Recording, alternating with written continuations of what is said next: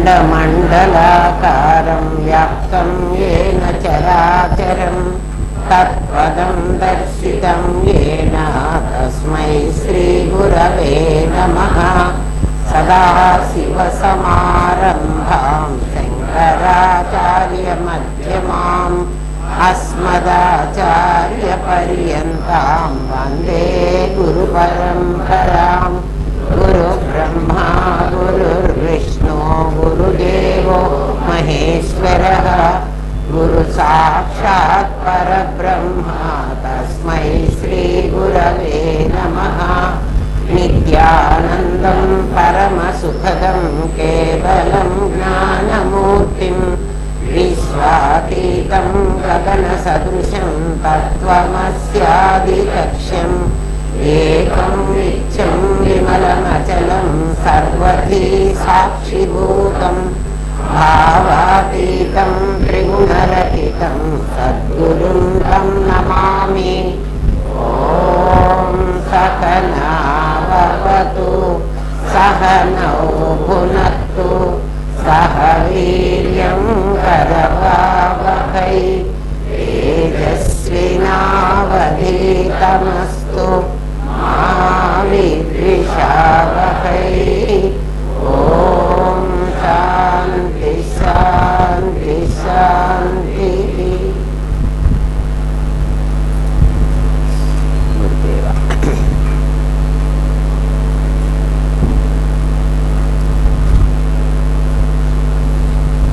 మళ్ళీ ప్రశ్న అడుగుతున్నాడు.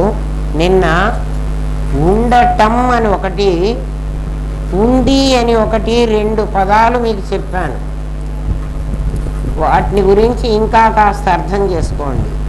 ఉండటం అనేది ఆ పదార్థం ఉనికి, అంటే ఏ పదార్థమైనా ఉంది అని అనాలంటే, ఉంది అని అనాలంటే దాని ఉంది అని చెప్పగలిగిన వాడు ఇంకొకడు ఉండాలి నా దగ్గర కదా.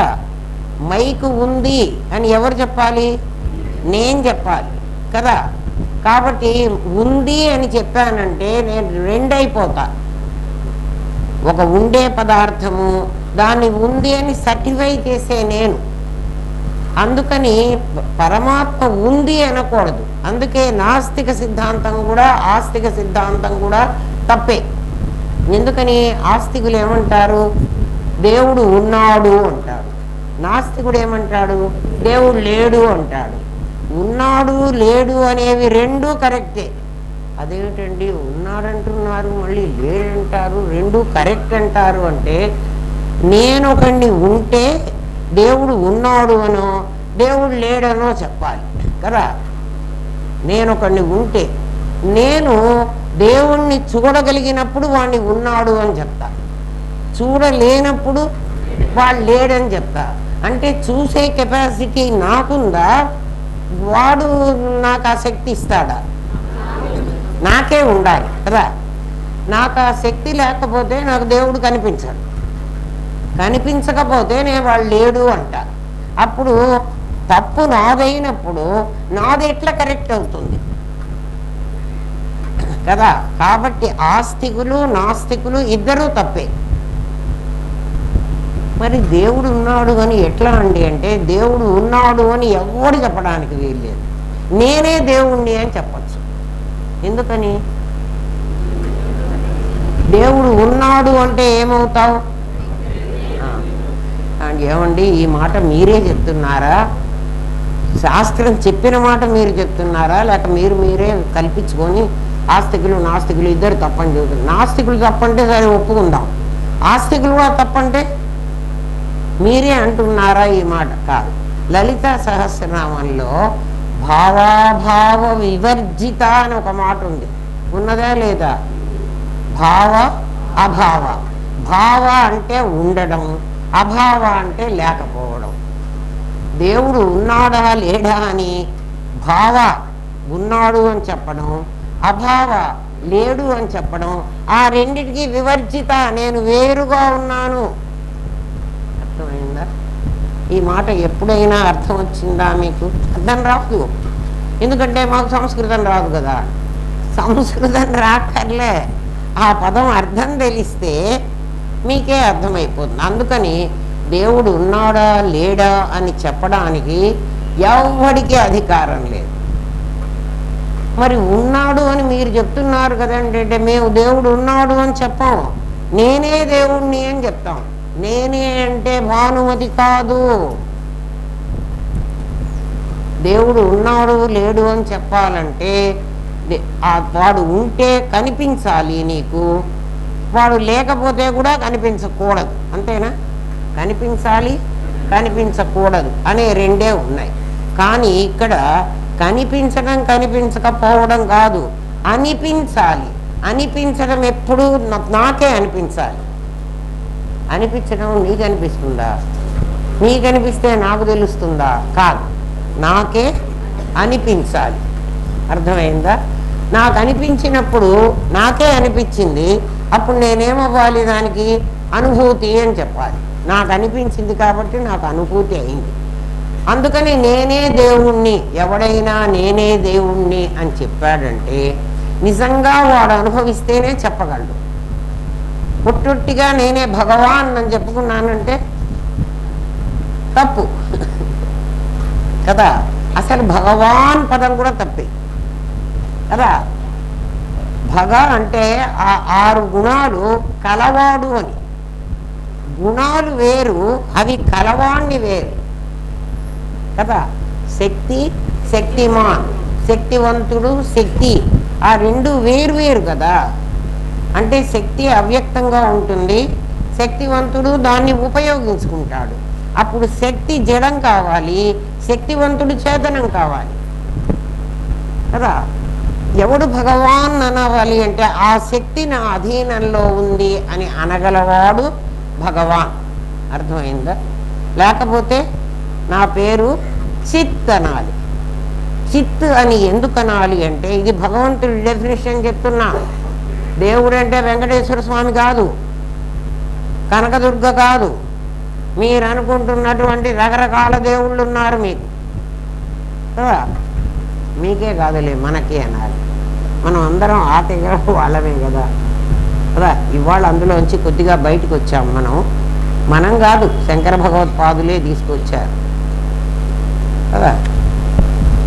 అందుకని భగవంతుడు ఎట్లా ఉంటాడు అంటే వాడు కేవలం చైతన్యం. మరి ఈ కనబడుతున్న ఈ ప్రపంచం అంతా ఏమిటండి? ఇది చేత్యం. వాడు చేతనం, ఇది చేత్యం. చేత్యం ఎప్పుడూ జడం, చేతనం ఎప్పుడూ చైతన్యం. గుర్తుపెట్టుకోండి. మరి ఇది ఎక్కడి నుంచి వచ్చిందంటే వాడి దగ్గర నుంచే వచ్చింది. 5 కేజీల బస్తా మోసేటువంటి శక్తి ఎక్కడుంది అంటే నా దగ్గర ఉంది. నేను మొయ్యకపోతే ఆ బియ్యం ఇక్కడే ఉంటుంది. దాన్ని పట్టుకోకముందు అంటే ఆ బియ్య బస్తాన్ని నేను పట్టి లేపడానికి ముందు శక్తి నా లోపల ఉంది. ఇప్పుడు నా శక్తి ఏమైంది? అంతకుముందు అవ్యక్తంగా ఉంది, ఇప్పుడు వ్యక్తమైంది. వ్యక్తమై దేని ద్వారా వ్యక్తమైంది? నా చేతి ద్వారా వ్యక్తమైంది. దేని ద్వారా వ్యక్తమవుతుందో ఇది భగవాన్. అర్థమైందా? ఎందుకని? ఇది ఒక వస్తువు, దీంట్లో ఆ శక్తి అనేది ఇది ఎందుకు కాదండి? ఇది వ్యక్తం చేయలే. అది మీకు అర్థమైంది కదా. ఇప్పుడు భగవంతుడు ఎన్ని రకాలుగా ఉన్నాడు? ఒక్కడే ఉంటాడు. వాడు ఎక్కడుంటాడు? నీ లోపలే ఉంటాడు. అంతటా ఉన్నవాడు ఏది వాళ్ళం కనిపించలేదు కదా. మరి అంతటా ఉన్నాడని నేను ఎట్లా చెప్తాను కదా. అంతటా ఉన్నాడని నువ్వు ఎట్లా కనుక్కుంటున్నావంటే మల్లె చెట్టు భూమిలో పెట్టిన తర్వాత దాంట్లోకి వెళ్ళి వెతుక్కొని దాన్ని ఆ శక్తిని లాక్కోచుకున్నది. అప్పుడు మల్లె చెట్టు ఏముంటుందంటే మల్లె వాసన ఎక్కడుంది అంటే అంతటా ఉంది అనకూడదు, నాలోనే ఉందనాలి. అది అందుకని అహం బ్రహ్మాస్మి. అర్థమైందా కదా. దాంట్లో ఉంది, మరి అంతటా ఉందని అంటున్నారు కదండి. ఇందువల్ల అందులేడని సందేహం వలదు. తర్వాత ఏమన్నాడు? ఎందెందు వెదకి చూచినా వెతికితే నీకు అందులోంచి కనబడతాడు. ఇప్పుడు అంతటా ఉన్నాడని మనం ఎట్లా చెప్తాము అంటే, మల్లె చెట్టులోంచి మల్లె వాసన వచ్చింది కదా, ఆ మల్లె చెట్టుని తీసుకెళ్ళి అక్కడ వేసాను అనుకో, అక్కడ కూడా ఈ వాసనే రప్పించి మళ్ళీ ఇక్కడే చూస్తా, ఇక్కడ కూడా ఈ వాసన వచ్చింది, ఇక్కడ వేసి చూస్తా, నా పొలంలో ఎక్కడేసినా మల్లె పువ్వు సేమ్ వాసనతో వస్తే వచ్చింది అని మీరెట్లా చెప్పగలరండి? మీకు అంత పొలం ఉందా? ఆ పొలంలో మీరు ఒక్కొక్క మొక్క వేశారా అని అడిగితే, పూల బజార్లోకి వెళ్ళి నేను చూస్తే ఇన్ని పువ్వులు ఉన్నాయి వాడి దాని మీద, ఇన్ని పూలు ఒక చెట్టు నుంచి తేలేవాడు. ఎందుకంటే ఒక చెట్టు అన్ని పూలు పూయదు, వాడు ఎన్నో చెట్ల నుంచి తెచ్చాడు, అన్ని చెట్ల పూల వాసన సేమ్. అప్పుడు నేను అంతటా ఉన్నాడు అన్నారు. అర్థమైందా? మీ ఇష్టం వచ్చినట్టు, మన ఇష్టం వచ్చినట్టుగా మాట మాట్లాడకూడదు. డబ్బులన్నా మీ ఇష్టం వచ్చినట్టు విచ్చలవిడిగా ఖర్చు పెట్టుకోండి. శబ్దాలు విచ్చలవిడిగా ఖర్చు పెట్టడానికి వీలు లేదు. అర్థం చేసుకుని ఖర్చు పెట్టచ్చు కదా. డబ్బు నువ్వు సంపాదించుకుని ఖర్చు పెట్టు. వాడి డబ్బులు నేను ఖర్చు పెడతాను అంటే కదా, 4 రోజులు ఇస్తాడు. రవిగాడితో పాటు నేను బజార్కి వెళ్ళాను అనుకో కదా, ఏదో నేను కొంటూ ఉంటే ఏదో అమ్మ కదా అని వాడు కాసేపు ఊరుకుంటాడు. ఒక 2 వస్తువులు కొన్న తర్వాత వాడే పే చేసి వస్తున్నాడు. ఒరే పే చేయరా అన్నాను, సరేలే అనుకున్నాడు. నేను ఒక బంగారు షాప్కి వెళ్ళి కొనేసాను అనుకో, ఒరే పే చేయరా అన్నా అనుకో, వెంటనే ఏమంటాడు? లేవని అండు. ఏమ్మా మీరు అమ్మ అనుకుని నేను వస్తే ఇవి ఇస్తుంటే సరేలే అనుకున్నా, ఎందుకంటే మీరు బంగారాలు కొని డైమండ్స్ కొని ఒరే పే చేయరా అంటే నేను ఎందుకు చేస్తానంటాడు. శబ్దం కూడా అంతే. ఇక్కడ శబ్దం ఎట్లా పే చేయకుండా ఉంటుంది అంటే, రవి అయితే మనిషి కాబట్టి నేను కూడా మనిషిని కాబట్టి నేను చెయ్యను అని వాడు అన్నాడు. ఇక్కడ శబ్దం ఎంత జాగ్రత్తగా మనం వాడకపోతే ఏం చేస్తుందో తెలిసినా వాడికి అర్థం కాకుండా చేసేసి అర్థం కానియదు. ఇప్పుడు మీరు ఇన్ని వింటున్నారు కదా, ఇవన్నీ నేను ఓపెన్గా చెప్తున్నాను కదా, అవునా కదా? ఏమన్నా దాచిపెట్టి చెప్పానా? రహస్యంగా మాధురిని పిలుచుకుని అమ్మ నీకు మాత్రమే చెబుతున్నానే అన్నానా? అందరికీ మైకు పెట్టి అర్థేస్తున్నా. ఎవడికి ఎంత అర్థమవుతుందో అంతే అర్థమవుతుంది. చూడండి, గమనించండి, అందరికీ అర్థమవుతుందా? శబ్దాన్ని గనక మనం విచ్చలవిడిగా వాడుకుంటే శబ్దం దాని జాగ్రత్తలో అది హాయిగా ఉంటుంది కదా. అది ఏం చేస్తుంది అంటే, ఎవడికి దాన్ని చేరాలో వాడికి మాత్రం చేరుస్తుంది. అక్కర్లేని వాడికి ఆ టైంకి వాడి మనస్సు ఎక్కడికన్నా పోయేట్టు చేస్తుంది. శబ్దం వినపడుతూనే ఉంటుంది. అరే ఇది నేను వినలేదే అంటాడు. ఎందుకు వినలేదుగా? అది అది అమ్మవారి పని. అమ్మవారి శక్తి ఏంటి అంటే అదే సరస్వతీదేవి. అందుకే సరస్వతీ నమస్తుభ్యం. ఎందుకురా ఆమెకి దండం పెట్టుకుంటాం చదువుకోవడానికి ముందరా అంటే, అమ్మ మొత్తం ఏమేమి వస్తున్నదో నాకు పాఠంలాగా అదంతా నాకు అర్థమయ్యేటట్టు చెయ్యమ్మా. ఎవరా అమ్మ? సరస్వతి. ఎందుకు లక్ష్మి ఎందుకు కాకూడదు? ఎందుకంటే సరస్వతీదేవి దగ్గరే శబ్దం ఉంది. ఆమె వీణ వాయిస్తూ ఉంటే ఆ శబ్దానికి ఎవడెవడికి ఎంతెంత కర్మ ఉన్నదో ఆయా బొమ్మలని ఆ బ్రహ్మదేవుడు తయారు చేస్తాడు. ప్రేరణ ఎవరు అంటే అమ్మవారు. ఎవర్రా తయారు చేసేవాడు అంటే బ్రహ్మదేవుడు. సరే, మళ్ళీ ఆ సిద్ధాంతంలో మీరు ఇంకా అద్వైతం దేవుడు ఒక్కడే ఉన్నాడని మళ్ళీ బ్రహ్మదేవుడు కూడా ఒకడు ఉన్నాడని చెప్తున్నారు. మీకు బ్రహ్మ విష్ణు మహేశ్వరులను ఎప్పుడో చెప్పేశారు, మనకు అర్థం కానివ్వడు.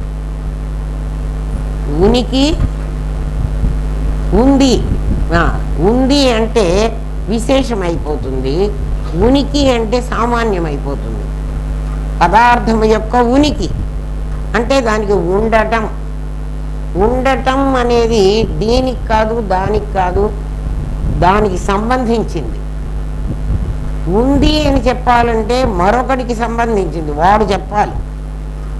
అప్పుడు వాణ్ణి సాక్షి అంటున్నాం. మనమందరం సాక్షిగా ఉన్నాము. ఎవరికి? ఈ ఉందికి. ఇది ఉంది, నా శరీరం ఉంది. నేను ఉంది అనకూడదు, నేను ఉన్నాను అనాలి. చూడండి, ఆలోచించండి. నేను అయితే ఉన్నాను అంటాను. అసలు గ్రామర్ నేర్చుకున్నా అద్వైతం వస్తుంది. వాడు అయితే ఉన్నాడు అంటున్నావు.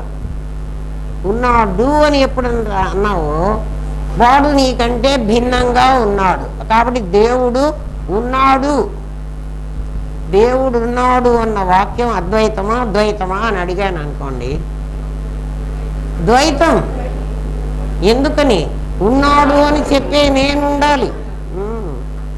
దేవుడు ఉన్నాడు అని చెప్పే నేనుండాలి. అందుకని ఉన్నాడు. మరి నీవు ఉన్నావు.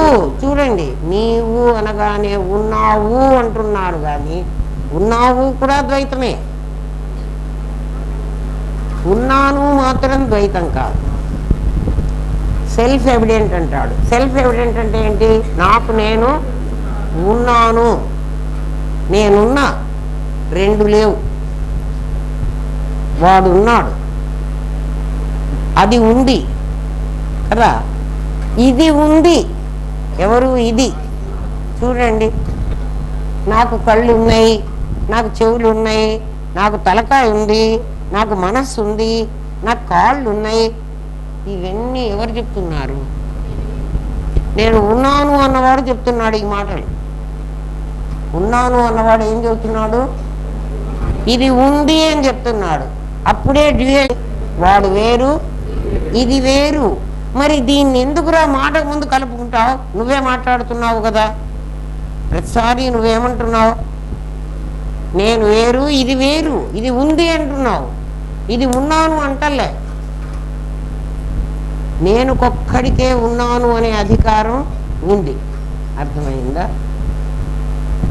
ఇప్పుడు ఏమడుగుతున్నాడంటే, నేను విశేషాల ఉనికిని చూస్తున్నానా? క్వశ్చన్. అందుకని మీకు ఇంట్రడక్షన్ ఇంత చెప్పా. ఉనికి యొక్క విశేషాలను చూస్తున్నానా? ఎలా తెలుసుకోవాలి? నేను ఎట్లా తెలుసుకోవాలి? విశేషాల ఉనికిని చూస్తున్నానా, ఉనికి యొక్క విశేషాన్ని చూస్తున్నానా? నాకు చెప్పమన్నాడు. అంటే నేను జ్ఞానం ద్వారా ప్రజ్ఞని కనుక్కుంటున్నానా, ప్రజ్ఞ ద్వారా జ్ఞానాన్ని కనుక్కుంటున్నానా? వాడు అడుగుతున్న ప్రశ్న అది. అంటే సామాన్యం ద్వారా విశేషాన్ని కనుక్కుంటున్నానా, విశేషం ద్వారా సామాన్యాన్ని కనుక్కుంటున్నాను. స్థితి ఎప్పుడూ వ్యాపకం. స్థితి అంటే ఉండడం, ఉనికి. అదే ఉండడం.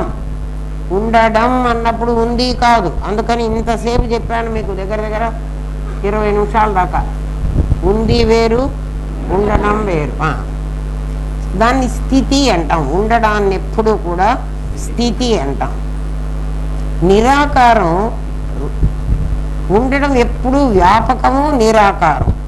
స్థితి ఎప్పుడూ వ్యాపకంగా ఉండాలి, అది నిరాకారంగానే. వ్యాపకమైంది ఎప్పుడూ నిరాకారంగా ఉంటుంది. ఒకటే రూల్ గుర్తుపెట్టుకోండి. నిరాకారం అయితేనే వ్యాపిస్తుంది, సాకారం అయితే వ్యాపించలేదు. ఎందుకని? ఆకారానికి లిమిటేషన్స్ ఉన్నాయి, పరిమితులు ఉన్నాయి. నేను ఈ ఆకారాన్ని నేను అన్నానంటే దీనికి పరిమితులు ఉన్నాయి. ఇది 5 అడుగుల 3 అంగుళాలే, 4 అంగుళం దగ్గరికి రావే అంటే నేను రాలే అని ఉంటుంది కదా. పరిమితం అన్నమాట. దాన్ని లిమిటెడ్ అంటాం. ఏమా? స్థితి ఎప్పుడు వ్యాపకము, నిరాకారం. రూపాలు సాకారం, లిమిటెడ్. ఎందుకని అంటే అది చలనం. మీరు లిమిటెడ్ ఆకారం అయితే మీరు బయట నుంచి ఇక్కడికి నడిచి రాగలరు. అదే మీరు స్థితిలో ఉన్నారనుకోండి, ఎక్కడికి ఎవడు వెళ్ళక్కర్లే, అంతా ఒకచోటే ఉంటాడు. దీన్ని గతి అంటాం. నడిచేదాని చలనం ఉన్నదాన్ని గతి అంటారు. ఎక్కడైనా మనం పెళ్లి చూపులకు వెళ్ళినప్పుడు పెళ్లి కొడుకు స్థితిగతులు ఏమిటి అని అడుగుతారు. వాడి స్థితి ఏమిటి? వాడి గతి ఏమిటి? ఈ ఈ పదం మీరందరూ ఉపయోగిస్తారు, కానీ స్థితిగతి అన్న పదానికి అర్థం తెలియదు. స్థితి అంటే వాడు బతికుంటే, వాడు ఉంటే. మా అమ్మాయికి ఏం పెడతాడు? వాడు బతికుంటే స్థితి. గతి వాడు చచ్చిపోతే. ఈ అమ్మాయి కథ ఏమిటి? విన్నారా ఎప్పుడైనా స్థితిగతులు? వాళ్ళకి స్థితిగతులు బాగున్నాయండి అంటే అర్థం ఏంటి? వాడు ఉన్నా వాడు పోయినా కదా. మీ పిల్లకి ఏమీ టోకాలేదు. అది స్థితి గతి. స్థితి అంటే ఉనికి, స్థితి అంటే సామాన్యం, గతి అంటే విశేషం. విశేషం దాని గతి అన్న పదంలోనే ఉంది, ఎందుకంటే అది చలనమైంది. ఎట్లా చలనమైందని నిన్నటి పాఠం అర్థమైతే ఇది అర్థమవుతుంది. అందుకే నేను అంతసేపు చెప్పాను. అంతటా మల్లె వాసన ఉంది అనుకున్నాం, ఉంది కదా. ఉండకపోతే అక్కడ వేసిన మల్లె చెట్టు ఇక్కడ వేసిన మల్లె చెట్టు ఒకే వాసనతో పుయ్యవు కదా. అది ఉంది అని మనం మాట్లాడుతున్నాం. స్థితిలో ఉంది. ఈ మల్లె ఆ భూమిలో ఉన్న మల్లె ఈ పువ్వులోకి రావాలంటే అది చలనం కావాలి. దాన్ని చలనం ఎవరు చేశారు అంటే ఈ మల్లె చెట్టు వేళ్ళు చేసినాయి చలనం. ఎందుకంటే ఆ వేళ్లల్లో నుంచి అది లాక్కొచ్చి ఈ కాండానికి అందించి ఈ పువ్వులోకి ప్రవేశించింది. భూమిలో ఉన్నది పువ్వులోకి రావాలంటే అది నడవకపోతే రాలేదు. ఏమా అది సొంతగా నడవగలదా? దాన్ని మరొకళ్ళెవరో తీసుకురావాలి. అర్థమైందా? అంతటా పరమాత్మ ఉంటే నా శరీరం తయారైతే, నా శరీరం మా తల్లి గర్భంలో తయారైంది అయినప్పుడు ఇదేం చేసిన, అంతటా ఉన్న పరమాత్మను లాక్కోర్చుకుని ఈ శరీరాన్ని తయారు చేసింది. అంతే కదా. భూమిలో నుంచి లాక్కోర్చుకునే కదా మళ్ళీ చెట్టు తయారైంది. తయారైతే కదా అది పువ్వు పూసింది. ఆ పువ్వులో నుంచి కదా ఆ వాసన నీకు బయటికి వచ్చింది. కాబట్టి విశేషం ఎప్పుడూ చలనం, సామాన్యం ఎప్పుడూ స్థితి. అర్థం కావాలి. ఇప్పుడు చలనం ఎందుకు అంటే నా శరీరం ఎక్కడికైనా వెళ్ళగలదు, రాగలదు, తిరగలదు, కూర్చోగలదు. అంటే ఇప్పుడు జాగ్రత్త, స్వప్న, సుషుప్తి అనే 3 అవస్థలు ఎవరికి ఉన్నాయి? చలనం ఉన్న శరీరానికి ఉన్నాయి. నా చేతనం స్థితిలో ఉంది. నా చేతనం స్థితిలో ఉంది. కాదండి మీరు సామాన్యంలో నుంచి ఈ శరీరంలోకి వచ్చారు కదా, నా శరీరంలోకి వచ్చి కూడా చేతనం స్థితిలోనే ఉంది. స్థితిలో ఉందని మీరు ఎట్లా చెప్పగలరండి? మీరు ఎట్లా చెప్పగలరు అది స్థితిలోనే ఉంది అని ఎట్లా చెప్పగలరు అంటే, నా శరీరానికి బాల్యం, కౌమారం, యవ్వనం, వార్ధక్యం అనేటువంటి అనేక దశలు ఉన్నాయి. ఎందుకంటే నేను ఒకప్పుడు గౌన్ వేసుకున్నా, ఆ తర్వాత నేను పరికిణీ ఓణి జాకెట్ వేసుకున్నా, ఆ తర్వాత నేను పరికిణీ ఓణి వేసుకున్నా, ఆ తర్వాత నేను చీర కట్టుకున్నా కదా. ఇవన్నీ నా శరీరం పొందుతున్నటువంటి దశలు. నేను గౌను వేసుకున్నప్పుడు నాకేమేమి జ్ఞానం ఉందో ఆ జ్ఞానం నాకు ఇవాళ కూడా ఉంది. అప్పుడు ఎట్లా ఉందో ఇప్పుడు అట్లాగే ఉంది. లేదండి మీరు మర్చిపోయినారు. మర్చిపోవడం అనేది నా మనస్సుకు ధర్మం, కానీ నా జ్ఞానం అప్పుడు ఉంది, ఇప్పుడు ఉంది. అది స్థితిలో ఉంది. అది పెరగలేదు, అది తగ్గలేదు.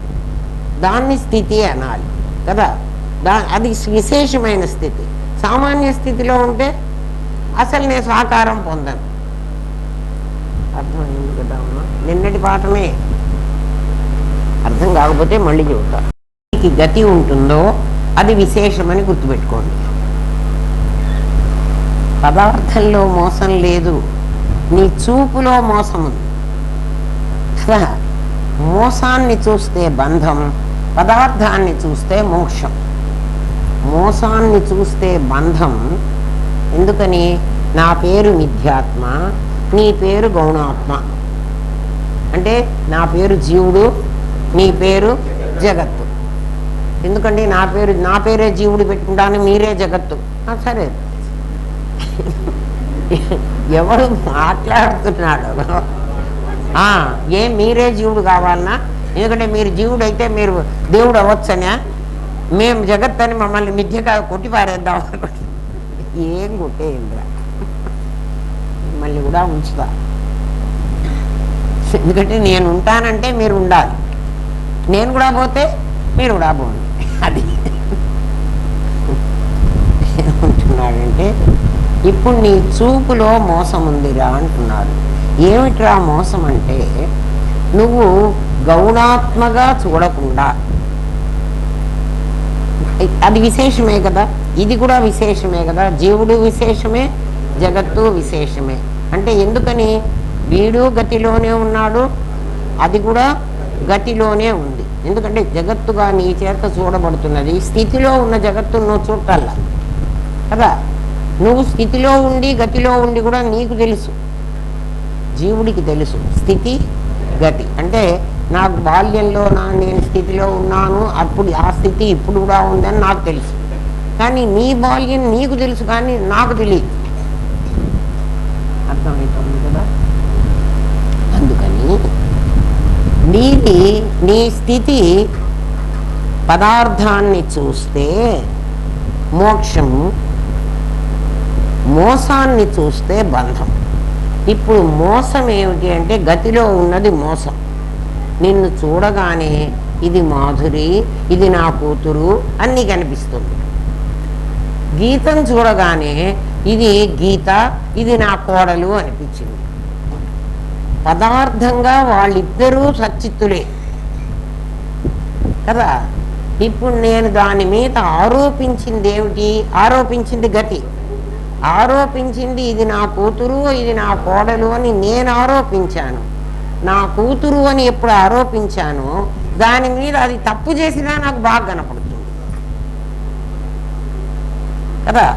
ఎప్పుడైతే ఇది నా కోడలు అని దాని మీద ఇద్దరు అమ్మాయిలే, అమ్మాయిలుగా అసలు ఏ విధమైన భావన వాళ్ళ తేడా లేదు. ఇద్దరు అమ్మాయిలు కూడా కావచ్చు, వాళ్ళిద్దరూ ఒక ఇంటి పిల్లలు కూడా కావచ్చు కదా. మరి ఎందుకు నాకు ఇది తప్పు చేస్తే ఏం తప్పు చేయలేదని అనిపించడం, అది తప్పు చెయ్యకపోయినా కూడా దాని మీద నేను తప్పు ఆరోపించడం. ఎందుకు ఆరోపిస్తున్నాను? నీకొక్క మాట చెప్తా, మీకు అర్థం అవటం కోసం. మీరు మంచోళ్ళు కాదు కదండి, మీరు మంచి అత్తగారు అయితే మీకు కూతురు కోడలు ఒకలాగా కనిపించేది, మీరు మంచోళ్ళు కాదు, వద్దు, నన్ను పెట్టుకోవద్దు, మిమ్మల్నే పెడతా, మీరే చాలా మంచోళ్ళు కదా. ఎవడికి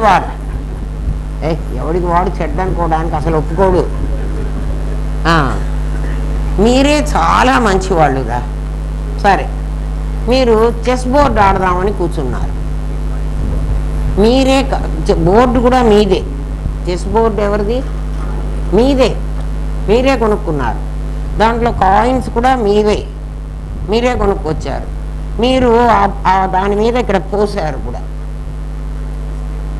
నల్లకాయలు తెల్లకాయలు రెండు రకాల కాయలు పడ్డాయి అక్కడ కదా. వెంటనే నావి వైట్స్ అన్నా, నావి బ్లాక్స్ అన్నావు నువ్వు.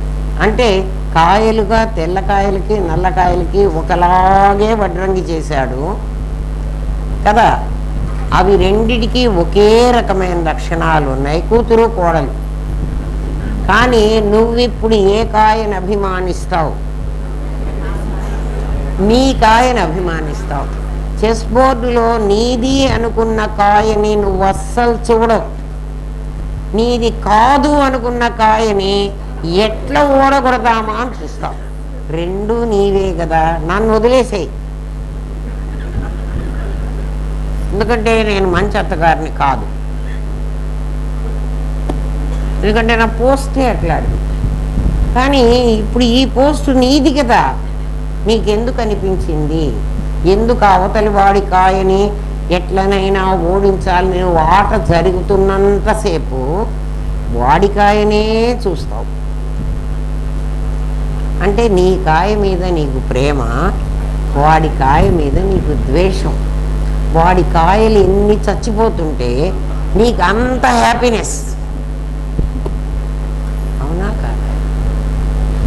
ఇప్పుడు నువ్వు మంచోడిగా చెడ్డవాడిగా?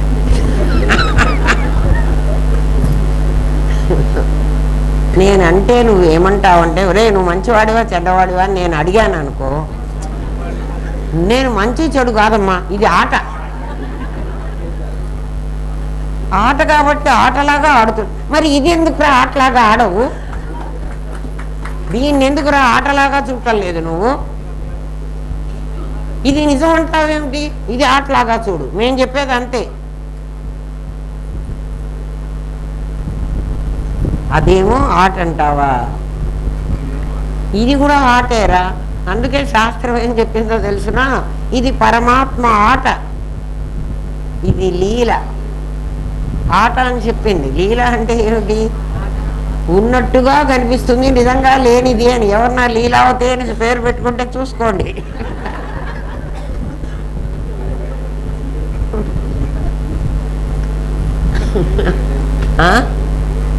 ఉన్నట్టుగా కనిపిస్తుంది, నిజంగా లేనిది. ఎవరు అంటే అది ఆభాస. ఆభాసకే లీలా అని పేరు పెట్టుకోండి. ఇది ఆట అంటారు. ఆట అన్నావు కాబట్టి వాడు ఓడిపోయినా నువ్వు ఓడిపోయినా నీకది ఫరక్ లేదు. ఉంటుందా? తేడా ఉంటుందా? ఆట ఆడుకున్నంతసేపు ఇవి నీ కాయలు ఇవి నా కాయలు. ఓడిపోయినా వాడు ఓడిపోయినా నువ్వు ఓడిపోయినా కూడా మళ్ళీ ఇంట్లో మీ ఇద్దరు మామూలుగా ఉంటారు. మరి ఈ ఆట నువ్వు ఆట అనుకోకపోబట్టి నీకు రాగద్వేషాలు వస్తున్నాయి. అందుకని అమ్మవారు ఏం చేసిందంటే రాగస్వరూప పాషాఢ్య క్రోధాకార అంకుశోజ్వల, క్రోధాకార అంకుశోజ్వల రాగస్వరూప పాషాఢ్య. అమ్మవారి చేతిలో ఒక తాడు పట్టుకోనుందిట. ఆ తాడు ఏం చేయటానికి అంటే నీ చుట్టూ నీకు కనబడకుండా ఒక మోహం అనేటువంటి ఒక తాడు వేసేస్తుంది. క్రోధం, ఇది ఆటలాగా చూస్తే నీకు క్రోధం రాదు కదా. ఇది ఆటలాగా నువ్వు చూడటంలే. చూడండి, అందుకే లలితా సహస్రనామంలో ఇంకొక నామం కూడా ఉంది. అంటే 1000 నామాలు ఉన్నాయి. 1000 నామాలకి 1000 రకాల విషయాలు ఉన్నాయి, మనకి తెలియదు. కామేశ్వర ముఖాలోక కల్పిత శ్రీ గణేశ్వర, ఇది ఒక నామం. ఆమె ఏం చేసిందిట అంటే మన్ని తయారు చేసేటప్పుడే, మన్ని అంటే ఈ శరీరాన్ని తయారు చేసేప్పుడే కామేశ్వరుడు, కామేశ్వరుడు అంటే చైతన్యం, వాడి ముఖ ఆలోక, వాడి ముఖాన్ని చూస్తూ వీడిని తయారు చేసింది. కామేశ్వరుణ్ణి చూస్తూ గణేశ్వరుణ్ణి తయారు చేసింది అమ్మగారు. కామేశ్వరలో కా మొదటిది, అవునా కదా? కామేశ్వర ముఖాలోక కల్పిత, కల్పించింది, ఇది నిజం కాదు. కల్పిత శ్రీ గణేశ్వర. ఈ నామంలో మొదటి అక్షరం క, చివరి అక్షరం ర. రా, కారాగారం, అది బంధించింది మనం. జైల్లో పెట్టింది అమ్మవారు. ఏమి జైలు? మోహమనే జైలు. జైలు గోడలేమిటి? రాగస్వరూప పాషాఢ్య. ఒక తాడుతో కట్టడం ఏమిటండి? అది వాస్తవం కదా, తాడుతో కట్టింది అంటే కాదు. ఒకసారి మీకు ఒక కథ చెప్పాను. ఆవులన్నీ తీసుకెళ్ళి ఆ అడవికి వెళ్ళినప్పుడు కదా, ఆవులన్నిటి అవి లేచి వెళ్ళిపోతాయేమోనండి, ఏ పులియో తింటుందేమో అంటాడు శిష్యుడు. ఒరే, ఏ పులి తినలేరా, వాడిని కట్టేశానని చెప్పేసేయి అన్నాడు.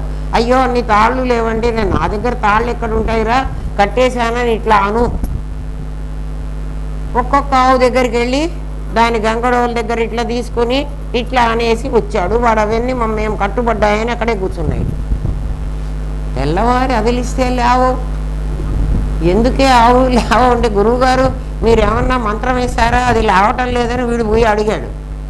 ఒరే, నేనేం మంత్రం వేయలేదురా, మరెందుకు లేవటం లేదు? నువ్వు కట్టేసావు కదా, వాడిని విప్పేసేరా, పోతాయి. అట్లా అమ్మవారు గణపతిని తయారు చేసేటప్పుడే కామేశ్వరము కాలోక కల్పిత. ఓ గణపతి, నువ్వు నిజమైన వాడివి కాదురా, నిన్ను కల్పించాను. అయితే అది నీకు తెలియకుండా నేను తాడు గట్టి పారేశాను. అందుకని మనకు తెలియదు. మీకెట్లా తెలిసిందండి, మాకెట్లా తెలియటం లేదండి అంటే మీకు తెలియదు అంతే.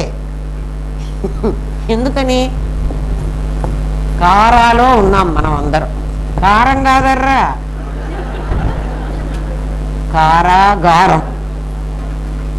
కారాగారంలో బంధించింది. నేను ఎక్కడి నుంచి చెప్పట్లేదమ్మా, మీరు రోజు చదువుకుండే లలితా సహస్రనామమే. ప్రతి నామము ఇట్లా మీరు అర్థం చేసుకుంటే ఎన్నెన్నో తెలుస్తాయి. ఎందుకంటే హయగ్రీవుడికి అగస్త్యుడు చెప్పినప్పుడు లలితా సహస్రనామం మొత్తం కంప్లీట్ అయ్యేటప్పటికీ, ఎందుకంటే వాడు కాళ్ళు వదలలేదు కదా, వాడికి బ్రహ్మజ్ఞానం కలిగిందిట. అందుకనే చెప్పాడు లలితా సహస్రనామం చెప్పుకుంటారా మీకు బ్రహ్మజ్ఞానం కలుగుతుంది. ఊరికే లలితా సహస్రనామం అంటే నేను 10 minutesలో చదివేస్తాను, నేను 3 నిమిషాల్లో చదువుగా, నీకేం ప్రయోజనం లేదు కదా. అర్థం చేసుకుని చదవరా, అర్థమైతే నీకు తెలుస్తుంది. ఇప్పుడు ఏం చెప్తున్నాడంటే, పదార్థాన్ని చూస్తే నీకు మోక్షం, మోసాన్ని చూస్తే నీకు బంధం. ఇప్పుడు బంధం మోక్షం నాకు ఎలా వస్తోంది అంటే, నేను మోసాన్ని చూస్తున్నా, కల్పించబడిన వస్తువుని చూస్తున్నా. కామేశ్వరుడి ముఖం చూస్తూ కల్పించింది ఎవరిని అంటే నా నాదిని. నేనేమనుకుంటున్నానంటే నాదే నేను. ఎవడైనా ఒకటి చూడండి రా, ఒకడిని జైల్లో, చెంచలు కూడా జైల్లో పడేశారు అన్నారు అనుకో, వాడు జైలే నేను అనుకుంటాడా? నేను జైల్లో పడ్డానరా, జైల్లో నుంచి బయటపడాలరా అనుకుంటాడా? అనుకోడా? జైలే నేను అనుకుంటాడా? మరి మనం జైలే నేను అనుకుంటున్నాం, అది తిప్పలు. అవునా కాదురా? ఆమె ఏం చెప్పింది? కామేశ్వరుణ్ణి చూస్తూ వీడిని కల్పించాను అంది. దేంతో కల్పించావమ్మా అంటే, నిజంగా వాడిని ఏం కట్టేయలేదు, నేను ఒక తాడు పెట్టి కట్టేశాను. ఏం తాడుగా? రాగం అనే తాడు పెట్టి కట్టాను అని చెప్పి ఆమె చెప్తోంది. ఆమె ఎక్కడ చెప్పిందండి మాకు? రోజు మీరు మాట్లాడుకునే మాట అదే కదురా కదా, రోజు చదువుకుంటారు కదా, మరి ఆ పదం అర్థం కాలేదా? రేపటి నుంచే అర్థమవుతుంది. రేపు ఆ పదం రాగానే ఓ ఇదే కదురా, మొన్న కట్టేసిందిరా. కనీసం మనం జైల్లో నేను అనుకుంటున్నాను రా, జైల్లో పడ్డవాడిని నేను అనుకుంటే జైల్లో నుంచి ఎప్పుడైనా బయటికి వస్తా కదా. నన్ను జైల్లో వేశారు అని నాకు తెలిస్తే నేను జైలు నుంచి బయటకు రావడానికి ఏ ప్రయత్నం అన్నా చేస్తా కదా,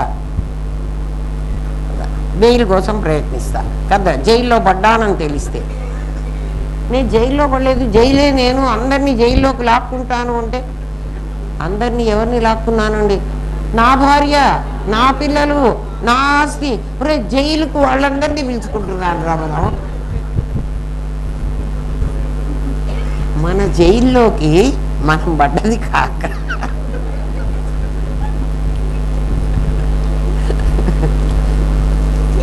ఏంరా, మన జైల్లోకి అందరినీ ఆహ్వానించలేదు అని ఎవడైనా అనేటట్లయితే కదా, నీ భార్య నీ ఇంట్లో బయట ఉందా, నీ లోపలుందా? ఆలోచించు. లేదండి, నేను ఇక్కడికి పాఠం వినడానికి వచ్చాను, నా భార్య బయటే ఉంది. కాదు నాయన, ఆ బయట ఉన్నది ఒక అస్థిభాతి. నీ లోపలి ఒకదాన్ని తీసుకొచ్చి పెట్టుకున్నావా లేదా అంటే, నువ్వు షాప్కి వెళ్ళు, అక్కడ ఏదైనా ఒక నగను చూడు, నగ లేకపోతే చీరో, నీ బుద్ధి పుట్టింది ఏదన్నా కొనుక్కోరా కదా. అది చూడగానే నీ లోపలి భార్య బయటకు వచ్చింది. ఇంట్లో భార్య అసలు తెలియదు దానికి. వీడు బజార్కి వెళ్ళాడు, వీడు అక్కడ ఏదో చూస్తున్నాడు అని కూడా దానికి తెలియదు. ఎవరికి? అసలు భార్యకి. జైల్లోకి వచ్చిన భార్య జైలుతో కూడానే తిరుగుతుంది. ఏమ్మా, ఎప్పుడు మీకు అట్లా అనిపించలేదా? బయటికి వెళ్ళినప్పుడు కాబట్టి మనం అందరం ఏం చేసాం, జైలే నేను అనుకోవడం ఒక తప్పు.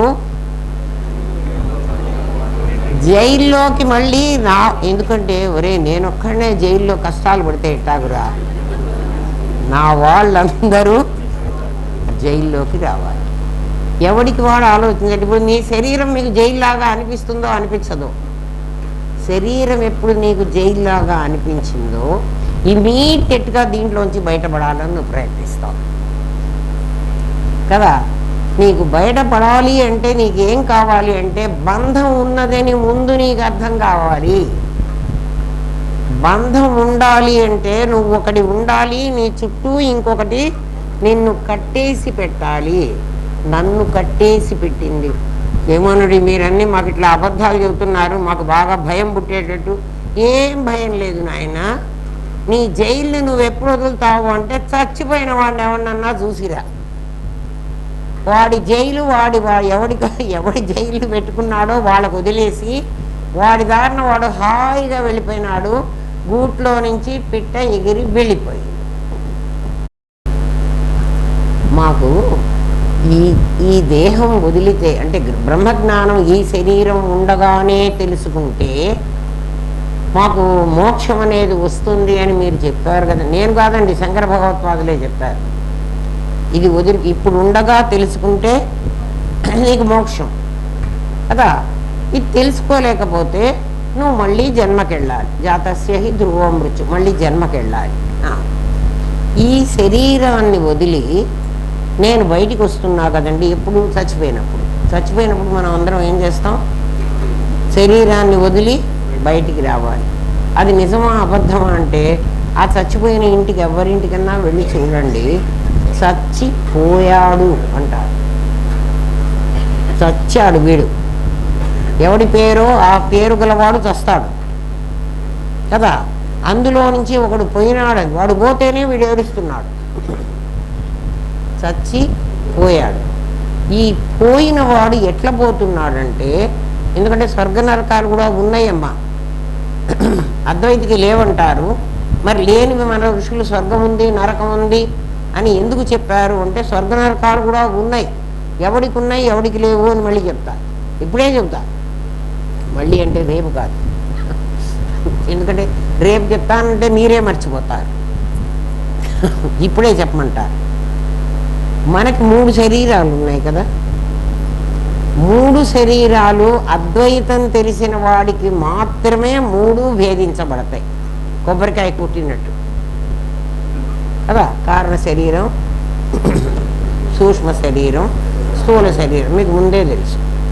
స్థూల శరీరాన్ని మాత్రమే ఇక్కడ వదులుతున్నాం. స్థూల శరీరమే జైలు.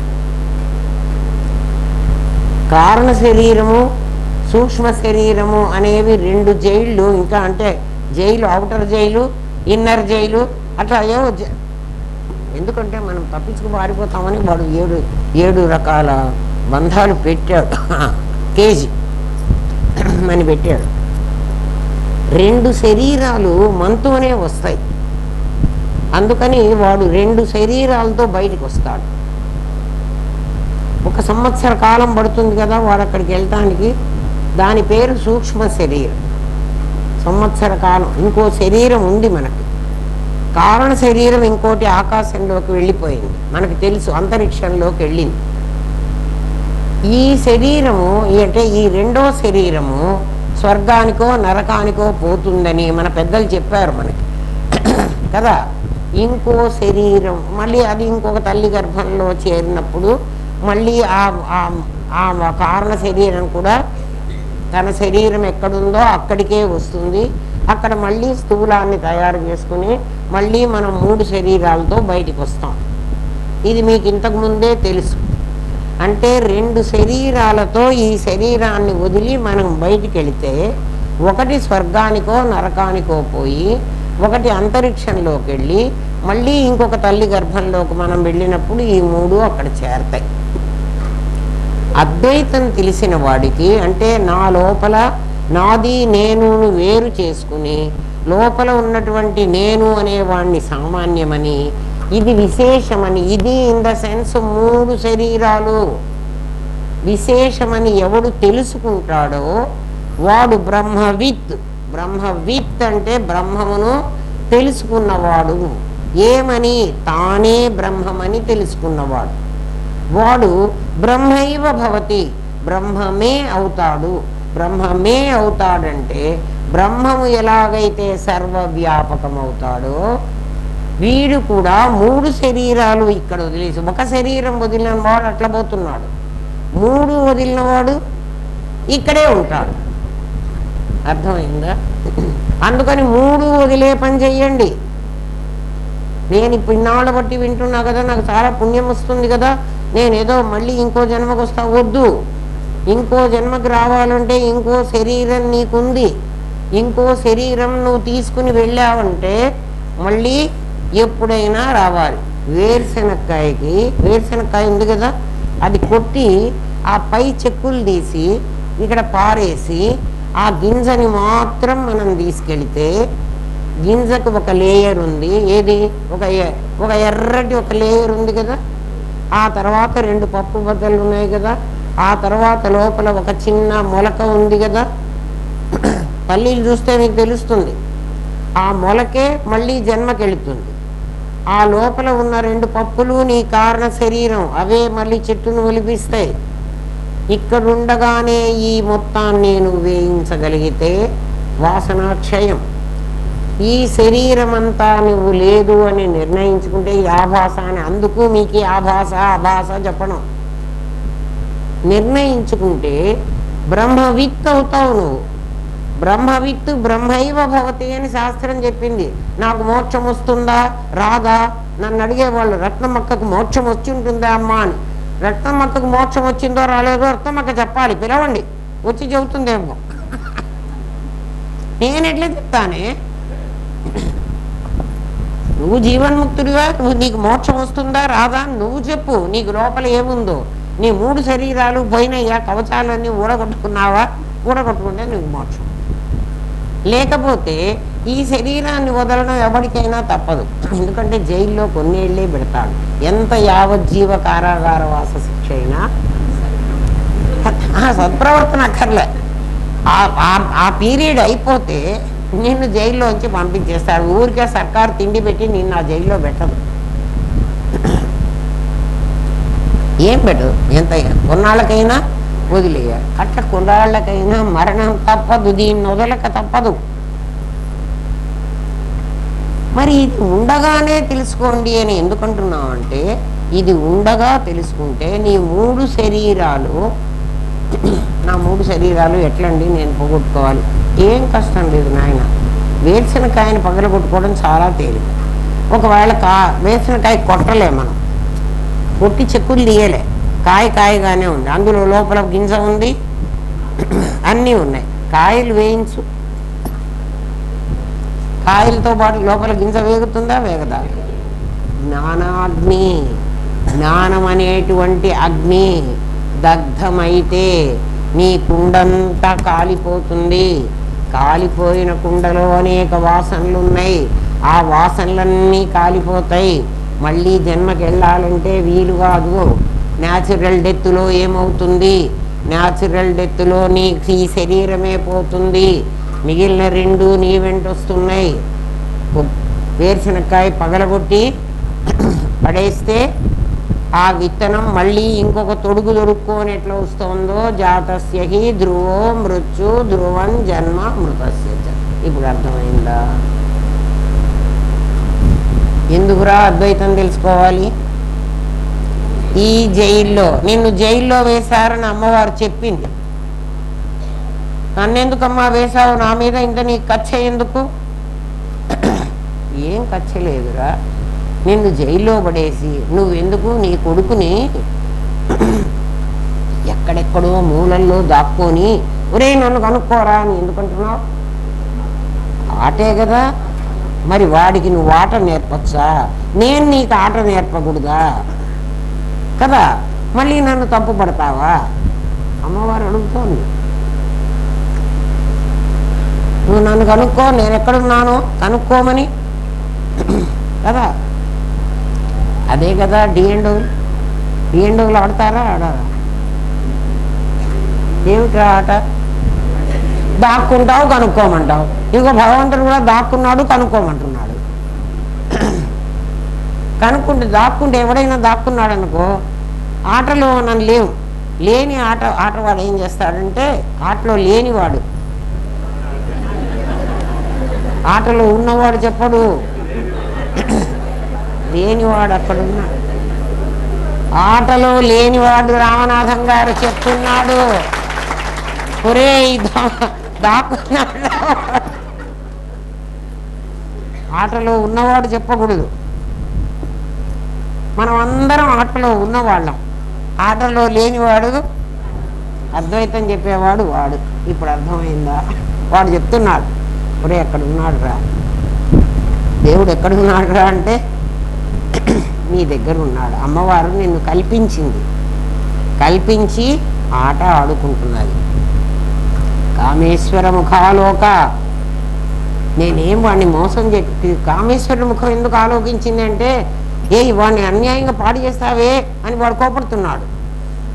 నేనేం చేయటం లేదు, నువ్వు కూర్చో, అట్లా నేను వాడికి బుద్ధి చెబుతున్నా అని ఈమె వీడిని తయారు చేసింది కదా. ఎంత బాగుంది కదా. అందుకని అమ్మనే చాలా గొప్పది. అమ్మే నాన్నను చూపిస్తుంది. అమ్మ ద్వారా కనుక్కోండి. ఇప్పుడు నీకు బంధం మోక్షం అన్న 2 పదాలకు నీకు ఇంతసేపు చెప్పాను. ఎప్పుడు నీకు బంధం? ఇది జైలని కనుక్కో. ఇది జైలని కనుక్కుంటే నువ్వు దీంట్లోంచి బయటికి రావడానికి ప్రయత్నిస్తావు. ఇది జైలు కాదు, ఇదే నేను అనుకున్నావు అనుకో, దీంట్లోంచి బయటకు. ఎందుకు నేను నాది ఎందుకు తెలుసుకోవాలండి? మాకు హాయిగా ఉంది, మాకు బాగా డబ్బులు ఉన్నాయి, నాకు మంచి భార్య ఉంది, నాకు మంచి భర్త ఉన్నాడు, నాకు పిల్లలు కూడా బాగున్నారు, ఇల్లు వాకిలి అన్నీ బాగున్నాయి, నాకేం బాధ లేదు. మీరేంటి కూర్చోబెట్టి మమ్మల్ని ఇట్లా చంపుతున్నారు తాళాలు వేసి? టైంకి రాలేదని గోళ. ఈ గోలంతా మాకెందుకు అంటే, నాయన నిన్ను జైల్లో పడేశారా, నువ్వు బంధింపబడ్డావురా, ఇందులో నుంచి బయటికి రారా. జైలే నేననుకుని కూర్చున్నావంటే ఇందులోంచి రాలేవు. ఎందుకు రాలేనండి? ఈ జైలు పోతే ఇంకో జైలు వస్తుంది, ఇంకో జైలు పోతే ఇంకో జైలు వస్తుంది. వస్తుందని మీరే చెబుతున్నారా అండి? లేదు నేనేం చెప్పలేదబ్బా, శాస్త్రమే చెప్పింది. నాయన స్వర్గానికి పోయేటైతే నీకు ఇంకో శరీరం ఇస్తాను, దాని పేరు భోగ శరీరం.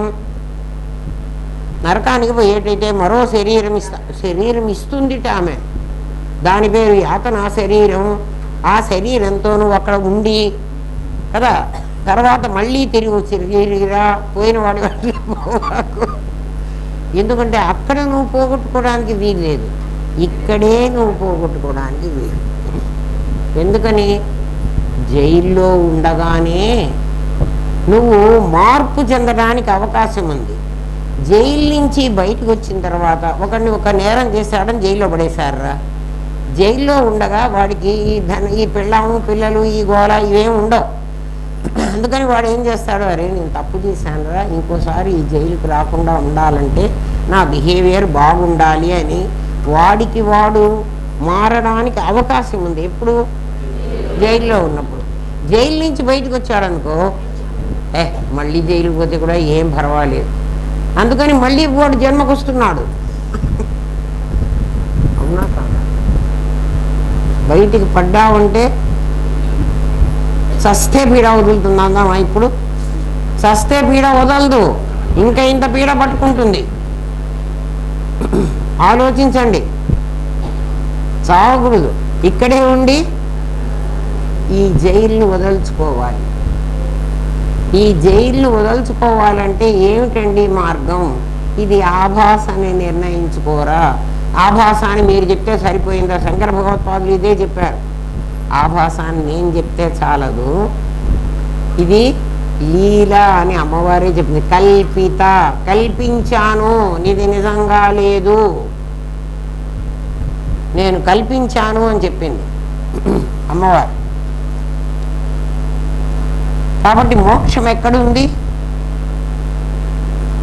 మోక్షం నభస్పృష్టే, ఆకాశంలో లేదు, నా భూతలే, భూమి మీద లేదు, మోక్షం అసలు లేదు. అందుకే మోక్ష సన్యాసం అన్నాడు వాడెవడు? కృష్ణ పరమాత్మ. ఏం వాడిని కూడా వాడంటున్నా అంటే వాడు కూడా మనిషే కదా, కాదా? మోక్షం అనేది ఎక్కడా లేదురా, ఆకాశంలో లేదు, భూమి మీద లేదు కదా, ఎక్కడా లేదు. మరి మోక్షం మోక్షం అంటున్నారు కదండి, నాకు మోక్షం కావాలి, ధర్మ అర్థ కామ మోక్ష అని మీరే కదండి చెప్పారు. మోక్ష అంటే నీకు బంధం లేని స్థితి, జైల్లో నుంచి బయటపడ్డ స్థితి. కాబట్టి నీకు చాలా పెద్ద శిక్ష వేశారు. నాకెంత శిక్ష వేశారండి మీకేమన్నా తెలుసునా? తెలుసునాయనా, అదే నీ కర్మ. కర్మ అనే పేరుతో రోజు జైల్లో నీ చేత పని చేయిస్తున్నారు. అర్థం కాకపోతే చావు. చావు అని ఎందుకంటున్నా? చస్తే మళ్ళీ పుట్టు. అది చాలాసార్లు తప్పులు చేయి, చాలాసార్లు మళ్ళీ జైల్లో పడు. అరే జైల్లో నుంచి విడిపిస్తారా నాయన, వినరా అంటే నన్నేం విడిపించదు, నాకు ఇది చాలా బాగుంది. జైల్లో పడి చస్తున్నావు కదా. ఈశ్వర సృష్టి ఎప్పుడూ ప్రతిబంధకం కాదు, జీవ సృష్టి ఏ ప్రతిబంధకం. జీవ సృష్టి, ఈశ్వర సృష్టి అనే రెండు పదాలు ఉపయోగిస్తున్నాడు. ఈశ్వర సృష్టి కల్పిత శ్రీ గణేశ్వర, ఆ అమ్మాయి ఎవరో ఈశ్వర సృష్టి, నా భార్య అంటాం జీవ సృష్టి. రెండే మీకు అర్థమైపోతాయి. అంటే అధిష్టానం ఈశ్వర సృష్టి, ఆరోపితం జీవ సృష్టి. అది నీ భార్య కాదు. ఎప్పుడు నీ భార్య అయింది? అది పుట్టంగానే నీ భార్యనా? కాదు కదురా. నువ్వు ఇది నా భార్య అనేటువంటి స్టాంపు దాని మీద వేసావు. వేసినప్పటి నుంచి అది నీ భార్య, వాడు నీ కొడుకు, ఇది నా ఆస్తి. అంతకుముందు అది నా ఆస్తి కాదు, ఈ ఇల్లు అంతకుముందు నాది కాదు. నేనేం చేశాను, ఇది నా ఇల్లు అని నేను అనుకోవడం కాక వీడెవడన్నా ఇది నా ఇల్లు అంటాడేమోనని కదా రిజిస్ట్రార్ ఆఫీస్కి వెళ్ళి డబ్బులు కట్టి కదా పెళ్లి చేసుకుంటున్నావు. ఇద్దరు పెళ్లి చేసుకున్నావా కదా. అందరినీ పిలిచి స్టాంప్ డ్యూటీ కట్టి ఇది నా భార్య ముద్ర వేశా. నువ్వు వేసిన అది ఆరోపితం, నువ్వే చెప్పు అది నీ భార్య తీసుకోబో అని అందు నువ్వు ముద్ర వేసావురా దాని మీద. వీడు నా కొడుకు అన్నావు, ఇది నా ఆస్తి అన్నావు. నీ మూడు కూడా నువ్వు లాక్కుని ఇది నాది అన్నదే కానీ యథార్థంగా అవి నీవి కావు. మరి అవేమిటండి? అరే ఈశ్వరుడు సృష్టించాడురా ఈ ప్రపంచంలో కదా. ఏకహ అనేకో అహమస్మి అని ఆయన, నేను అనేకమైతే ఎట్లా ఉంటాను, ఏ రకం శరీరం ధరిస్తే ఏ కష్టాలు నేను అనుభవిస్తే, ఏ సుఖాలు నేను అనుభవిస్తే నేను ఎట్లా ఫీల్ అవుతాను అని ఆయన చేసుకున్నాను. ఆయనకు వదిలేక దాని మీద నువ్వేం చేసావు? ఇది నా భార్య, వీడు నా కొడుకు, ఇది నా ఆస్తి. నీ ఆస్తి అయితే ఎందుకురా నిన్ను వదిలిపెట్టిపోతున్నావు? ఆస్తి నువ్వే పెట్టుకోవచ్చు కదా. నీ భార్య అయితే ఆమె నీ అంటే తీసుకుపోవచ్చు కదురా కదా. ఎవరన్నా పోతూ వెంట పెట్టిపోతావు కదా. మరి స్వర్గానికి పోతూ ఎందుకురా ఆమె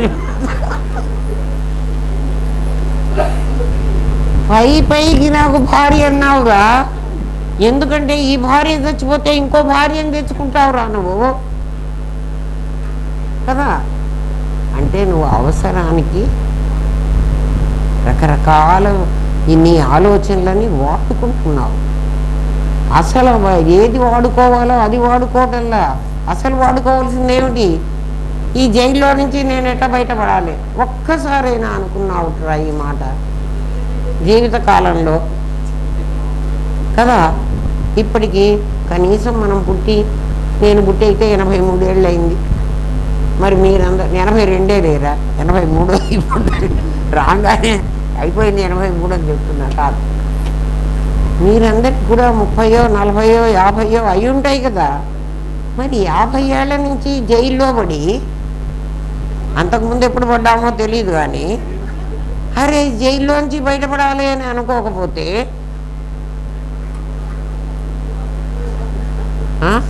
ఒక్కసారైనా ఏదోలేండి, మీ దగ్గరకు వచ్చినప్పుడల్లా అనుకుంటున్నాం కదా, ఒరే జైల్లో పడ్డా అంట, ఈ జైల్లోంచి ఎప్పుడు బయటపడదామని. ఆ గేడి తడిపోగానే జైలు లేదు, ఏం లేదువా, జైలా ఏమన్నానా, ఊరికే నన్ను ఎవరు పట్టుకున్నారా, హాయిగా నా ఇష్టం వచ్చినప్పుడు ఈ సినిమాకి పోతా, నన్ను ఎవడన్నా వద్దంటాడా. జైలు అయితే నన్ను పోలీసు వాడు పట్టుకోవద్దు. పోలీసు వాడు కాచుకునే ఉన్నాడురా, ఎప్పుడు పట్టుకుంటాడో నిన్ను నీకు తెలియదు.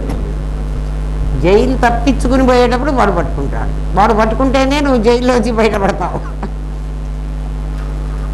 కదా. ఒక జైల్లోంచి బయటపడితే, ఎందుకంటే విల్లింగ్గా పోతున్నావు కదా, మళ్ళీ జైలుకి, ఇంకో జైలుకి మళ్ళీ పంపిస్తాం. అది జైలు లేదు అనుకుని బయటపడితే ఏం కావు. పాపం వాడు జైల్లో ఉంటే ఎట్లా ఉంటుందో చూద్దాము అని వాడు అక్కడెక్కడో ఒక హోటల్ పెట్టుకున్నాడు.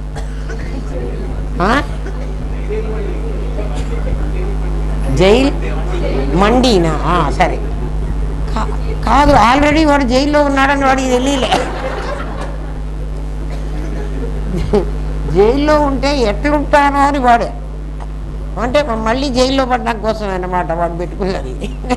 మళ్ళీ జైల్లో పడ్డామంటే వాడు అంటాడు, కొట్టాడికి వస్తాడేమో, నన్ను జైల్లో పడ్డాను. జైలు అంటే మళ్ళీ జన్మకి వెళ్తాను రా నాయన, అవునా కాదా. ఏ సంకల్పం చేస్తే యద్భావం తద్భవతి, అంతే. ఎలా అనుకుంటావో అది తప్పదు. దీనికి ఉదాహరణ చెప్తున్నాడు. బంగారు షాపులో అనేక నగలు చూస్తావు. నేను ఇక్కడ మనుషులకి చెప్పాను, పాఠంలో అయితే బంగారు షాపు చెప్తా, ఎందుకంటే అందరికీ అనుభవంలో ఉన్న తెలియాలి కదా. నా భార్యని నేను నా భార్య అంటే ఈవిడికేం బాధ, నీ భార్య కాదని చెప్తుంది. నీ భార్య నిజంగా కాదు, నా ఆరోపితం. ఎవడు భార్య కాదమ్మా, భర్త కూడా. సరే వాళ్ళకే చెబుతుందిలే అమ్మ, మాకు కాదులే అని అనుకోవాకండి. మీరు కూడా అట్లాంటిదే, భర్త వీడు నా భర్త అని వేసారు వాడిని ఎత్తిన ఒకటి. అప్పటి నుంచి ఎప్పుడైతే వేసావో అప్పటి నుంచి వాడు నిన్నంతా భరించాల్సిన కర్మ వాడికి పట్టింది. బిగ్ బారో స్కీల్ అది.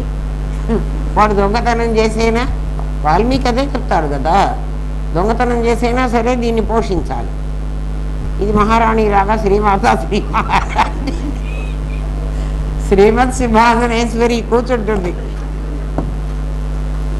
వాడు పాపం కష్టపడి చస్తుంటాడు, అన్యాయమో అక్రమమో మోసమో చేసి తీసుకొచ్చి దీనికి పెడుతూ ఉంటాడు. ఎందుకంటే మహారాజ్ఞి కదా, మహారాజ్ఞనే పెళ్లిలో మంత్రం చెప్పి తీసుకొస్తాడు.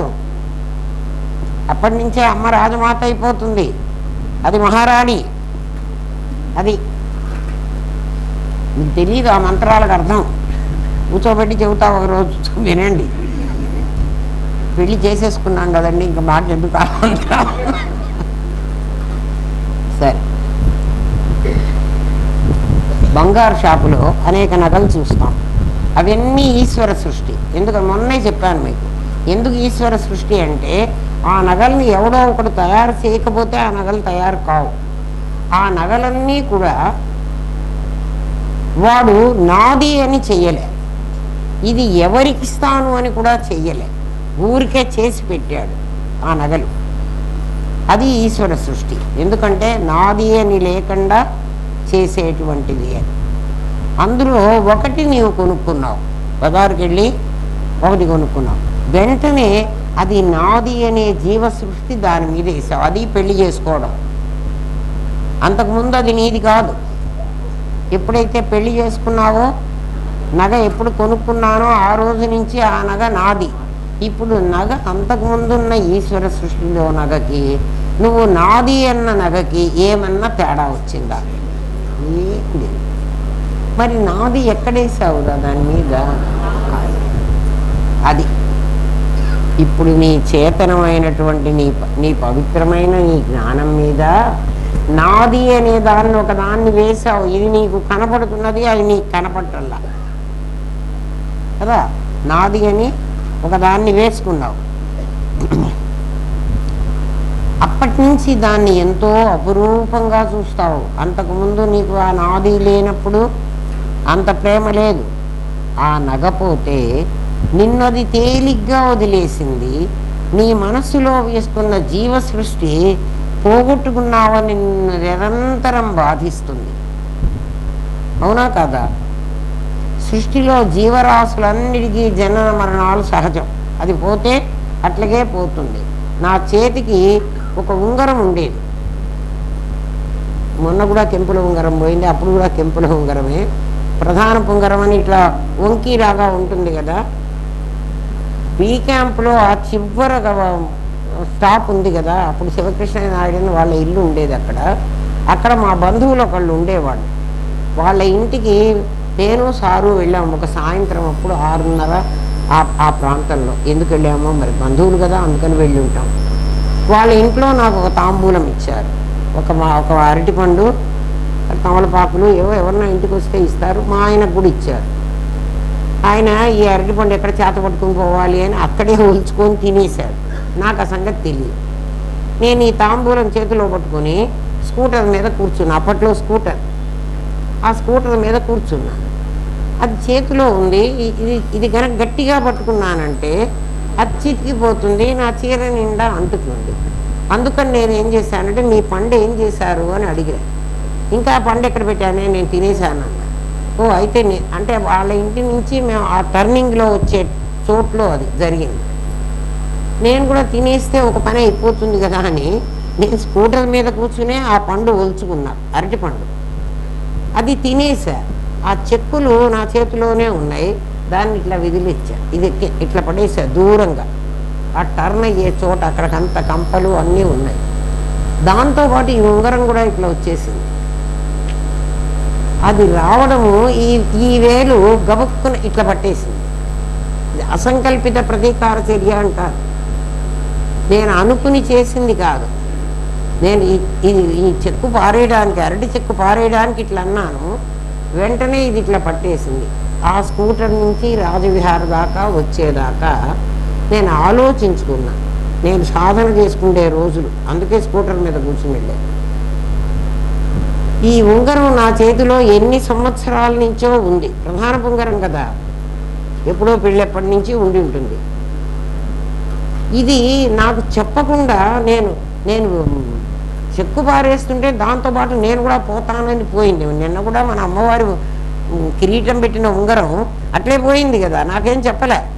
అరే ఇన్నాళ్ళ బట్టి ఇది నన్ను చూస్తోంది కదా, ఇదే చేయించుకుంది కదా, నేను పోవచ్చునా అని అదేమన్నా అనుకుందా? అనుకోలే. ఇది కూడా అట్లా అనుకోలే. కానీ అది ఇంకా నా దగ్గర ఉండవలసింది ఉందేమో. ఇది జీవ సృష్టి. ఇప్పుడు ఉంగరం ఈశ్వర సృష్టి, దానికై అది పోతానంటున్నది. పోకుండా ఈ నాది అన్నది ఇది ఆపింది కదా. ఇప్పుడు ఉంగరం పోయి ఉంటే నేనేమనుకునేదాన్ని, అయ్యో నా ఉంగరం పోయింది, అది 5 గ్రాముల బరువు ఉంటుంది కదా, నేను ఎంత అజాగ్రత్తగా ఉన్నాను, అదేమిటో ఆ అరటిపండు తినకుండా ఉంటే బాగుండేది, ఈ ఉంగరం పోగొట్టుకో.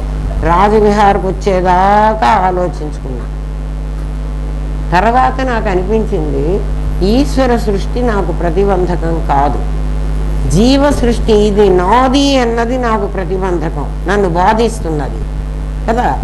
ఇది పోయేటప్పుడు ఎవరైనా అట్లాగే ఒక ప్రాణి చచ్చిపోయినాడు అనుకోండి, వాడు చచ్చిపోయేవాడికి ఏం బాధ లేదు, ఎందుకంటే వచ్చాను పోయినాను అనుకుంటాడు. ఎవడు ఏడుస్తున్నాడు? ఎవడు నాది అనుకున్నాడో వాడు ఏడుస్తున్నాడు.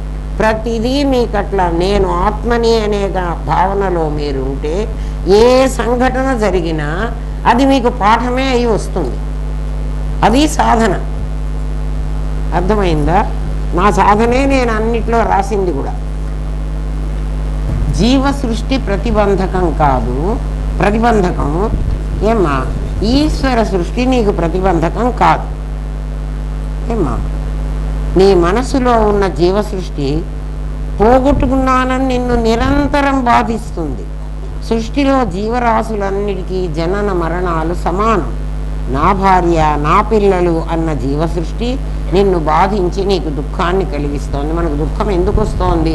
మా గురువుగారు అనేవాళ్ళు చచ్చిపోయిన వాళ్ళ దగ్గరికి ఎవరింటికన్నా సరే, వాళ్ళెవరు మనకు తెలియక్కర్లే, అమ్మ ఒకసారి వాళ్ళ ఇంటికి వెళ్ళి రండి, ఆ వీధిలో ఎవడో చచ్చిపోయినట్ట, ఎవడో కూడా తెలియదు, అక్కడ వాళ్ళు ఏమని ఏడుస్తున్నారో చూసి రండి, వాళ్ళు ఏమి ఏడుస్తున్నారో కూడా చెప్పాలి వారికి వచ్చి. ఎందుకు అంటే వాడు చచ్చిపోయినాడని ఎవ్వరు ఏడవటం లేదు, వీళ్ళకి రావాల్సినటువంటి ఫెసిలిటీస్ అన్నీ పోయినాయి అని ఏడుస్తున్నారు. మీరు ఈసారి ఎవరి దగ్గరికన్నా పోయి చూడండి, ఎవ్వరూ ఎవరి కోసం ఏడవరు. ఆ ఏడుస్తున్న ఏడుపులోనే మీరు వాళ్ళని అడగకండి, ఊరికే నుంచోని విని రండి. వాళ్ళని అడిగితే ఏమంటారంటే, మీ ఆ గురువు గారు ఇట్లాంటి మాటలు చెబుతున్నారా మీకు కదా, మళ్ళీ మిమ్మల్ని 4 తిడతారు. వద్దు, ఆ పని చేయకండి. ఇది నాది అనుకున్న జీవ సృష్టి నిన్ను బాధిస్తుంది. సంకుచితమైన నీ దృష్టితో ప్రపంచాన్ని చూస్తే నీకు అది వాస్తవంగా కనిపిస్తుంది. విస్తృతమైన దృష్టితో నీవు త్రివిక్రముడవై, త్రివిక్రముడు, 1 అడుగు నేల కావాలని అడిగాడు వామనమూర్తి, వాడు 3 అడుగులు విజృంభించాడు కదా. నిజంగా 3 అడుగులు విజృంభించడానికి వీలవుతుందా? వీలు కాదు. డీకోడ్ చేస్తా వినండి. వాడు ఏం చేశాడు? వామనుడు నాకు 3 అడుగులు నేల ఇవ్వమని అడిగాడు. సరే బలిచక్రవర్తి నేను ఇస్తానన్నాడు. 1 పాదంతో అంతరిక్షాన్నంతా ఆక్రమించేశాడు, 1 పాదంతో భూమినంతా ఆక్రమించాడు అన్నారు. పాఠంలోనే చెప్పాడు, అవునా కదా. 1 కాలు ఎక్కడికి పెట్టాడు? భూమి మీద. బలి ఎక్కడున్నాడు? భూమి మీదే కదా. బలి భూమి మీదే ఉన్నాడు కదరా. మరి భూమినంతా ఈయన 1 కాలుతో ఆక్రమిస్తే 3వ కాలు ఎక్కడ పెట్టను అని అడిగాట. బలి నా నెత్తి మీద పెట్టు అన్నట. 1 కాలు ఇదంతా ఆక్రమించాక బలి కూడా అందులోనే ఉండాలి కదా. ఎవ్వడికి రాలేదే అనుమానం. అవును కదా, 3 కాళ్ళు ఉన్నాయి కదా, 3 అడుగులు ఇచ్చాడు కదా, పొంద కదా. అరే కొంచెమైనా బ్రెయిన్ పెట్టి, అందుకే డీకోడ్ చేసుకోమంటున్నా, చేసుకోండి. ఇక్కడ 3 అడుగులు ఏమిటంటే జీవ జగత్తు ఈశ్వర. జీవ జగత్తులను నువ్వు మిథ్యాత్మ గౌణాత్మ అని కొట్టేసుకుంటున్నావు, ఎదురుగా కనపడి వస్తున్నారు కాబట్టి.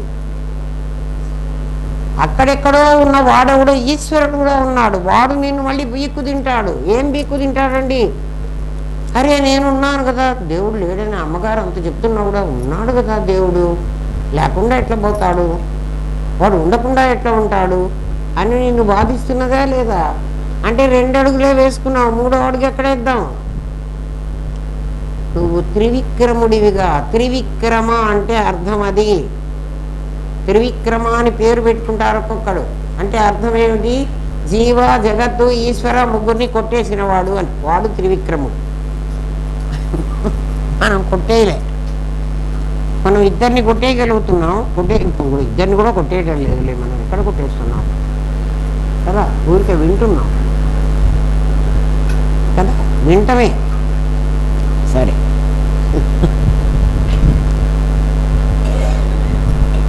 జీవ జగదీశ్వరులను వ్యాపిస్తే, కొట్టేయమంటే నువ్వు వాళ్ళని నువ్వు వ్యాపించాలి, నీ లోపలికి లాక్కోవాలి.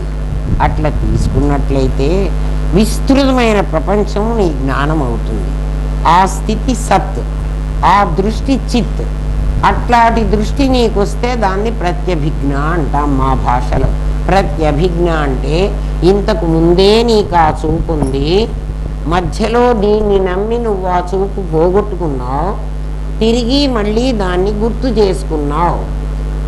అంటే అహం బ్రహ్మాస్మి అనే సంగతిని నువ్వు మళ్ళీ గుర్తు చేసుకున్నావు. గుర్తు చేసుకున్నావు కాబట్టి మళ్ళీ మర్చిపోవా. ఒకసారి నువ్వు గుర్తు చేసుకుంటే మళ్ళీ మర్చిపోకూడదు, మర్చిపోలే నిలబడుతుంది. ఇది 94వ ప్రశ్న, ప్రత్యభిజ్ఞ. ప్రవిలాపన ఇంకా 15 మినిట్స్ ఉంది, ఎందుకంటే వచ్చే వారం ఎట్లాగూ ఎగరకుట్టేశాం కాబట్టి వినాయకుడికి బాగా పూజ చేసుకోండి. ఏమని చేసుకోవాలి? కల్పించబడ్డవాణ్ణి వినాయకుణ్ణి మహాగణేశ నిర్భిన్న విఘ్నయంత్ర ప్రహర్షిత. మహాగణేశుడు అయిపోతే నువ్వు ఇప్పుడు గణేశుడుగా ఉన్నావు, మహాగణేశుడు అయిపోవాలి అంటే ఎప్పుడైపోతానమ్మా? విఘ్న యంత్రాన్ని భేదించరా, నీ జైల్ని పగలగొట్టుకోరా. విఘ్న యంత్రాన్ని భేదిస్తే ఏమవుతుంది? అమ్మ ప్రహర్షిత, సంతోషపడుతుందిట. అరే మీరే చెప్పుకుంటున్నారు కదే, లలితా సహస్రనామం అర్థం కాలేదా? ఎప్పుడో చెప్పాను, ఇక్కడ మున్సిపల్ హై స్కూల్లో చెప్పి 10 ఏళ్ళో 15 ఏళ్ళో అయిందేమో. మరి ఇప్పుడు అర్థమైనప్పుడు అర్థమైందా? కాలే. ఎందుకు కాలేదు? దాని మీద మాకు ఇంట్రెస్ట్ లేదండి, ఊరికే మీరు చెప్తున్నారు కాబట్టి వచ్చాం. నిజం చెప్పండి. ఇదివరకు కూడా ఈ మాటే చెప్పారు. లలితా సహస్రనామం క్యాసెట్ తీసి చూసుకోండి, అందులో మీకు ఇదే దొరుకుతుంది. అప్పుడు కూడా ఇదే చెప్పా. మహాగణేశ నిర్భిన్న విఘ్నయంత్ర ప్రహర్షిత. రేపు వినాయకుడికి పూజ చేసేటప్పుడైనా, ఓ వినాయక, నేను వినాయకుడిని, గణేశుడిని నీవే అంటే నువ్వు గణేశుడు అయినావంటే నువ్వు జీవుడిగా అయినావు. ఈ జీవత్వాన్ని పోగొట్టి నువ్వు బ్రహ్మవి కావాలి. అహం బ్రహ్మాస్మి అని ఊరికే మాట అనుకుంటే కాదు. నేను ఎట్లా అవుతాను అంటే ఈ విఘ్నయంత్రాన్ని భేదించుకుంటే నువ్వు మహాగణేశుడు అవుతావు. అందుకనే 2 రోజులు మీకు సెలవు ఇస్తున్నాం. ఆ పని చెయ్యండి. మళ్ళీ మేము కుడుములు చేసుకున్నాం, ముండ్రాళ్ళు చేసుకున్నాం, భక్ష్యాలు చేసుకున్నాం, బాగా తిన్నాం. భక్ష్యాలు చేసుకుని తినడానికి కాదు మీకు పండగ. ఏమ్మా, నేను వీళ్ళు చెప్పాడు కదా, త్రివిక్రముడివి అయితే నువ్వు సర్వవ్యాపి అవుతావు. నేను సర్వవ్యాపిని అయితే, ఇది పెద్ద క్వశ్చనా, మొదలు పెడితే అవ్వదు, ఫోన్లే అయినంత అవుతుంది. నేను సర్వవ్యాపిని అయితే ప్రపంచం నాకు కనిపించదా? కనిపించకుండా పోతుందా? నువ్వు గుడ్డివాడివైనా ప్రపంచం కనిపించదు కదా. 2 కళ్ళు పొడి చేసుకోరా. ప్రపంచం కనిపించకూడదంటే ఈజీగా కనిపించదు కదా. వద్దులే, కళ్ళు పొడుచుకోవద్దులే, నువ్వు గాఢ సుషుప్తిలోకి వెళ్ళు, అయినా నీకు ప్రపంచం కనిపించదు. జాగ్రత్తలో ప్రపంచం సామాన్యునకు, జీవన్ముక్తుడికి ఒకలాగే కనిపిస్తుంది. ఒకడు దాన్ని వాస్తవంగా చూస్తాడు, మరొకడు ఆభాసగా చూస్తాడు. శరీరముతో గోడ నుండి దూకిపోగలవా? శరీరం ఉంటే ఈ గోడ దాటి నేను వెళ్ళగలనా? మనకి శంకరాచార్య సినిమాలో ఆది శంకరాచార్య వాడు తద్దినం పెట్టుకుంటూ ఉంటాడు. ఎవరు? మండన మిశ్రుడు. శంకరాచార్య తలుపులు తీయరు ఎవరు. వాడు ఆ తలుపులో నుంచి ఇట్లా నడిచి వస్తాడు, చూసారా? ఎట్లొచ్చాడు? శరీరంతో. మనకు చూపించడానికి వాడు శరీరంతో నడిచి వచ్చినట్టు చూపించాడు. అట్లా నడిచి రావడానికి వీల్లేదు. శరీరంతో గోడ నుండి దూకిపోగలవా?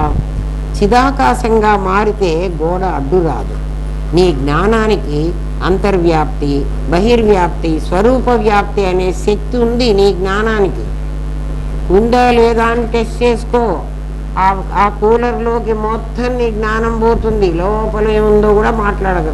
కూలర్ అంటే కనపడుతున్నదండి, ఈ పిల్లర్లోకి వెళ్ళు, ఆ పిల్లర్లో ఏముందిరా అంటే నువ్వు కడ్డీలు ఉన్నాయని చెప్తావు, సిమెంట్ ఉందంటావు, గురక కంకర ఉందంటావు.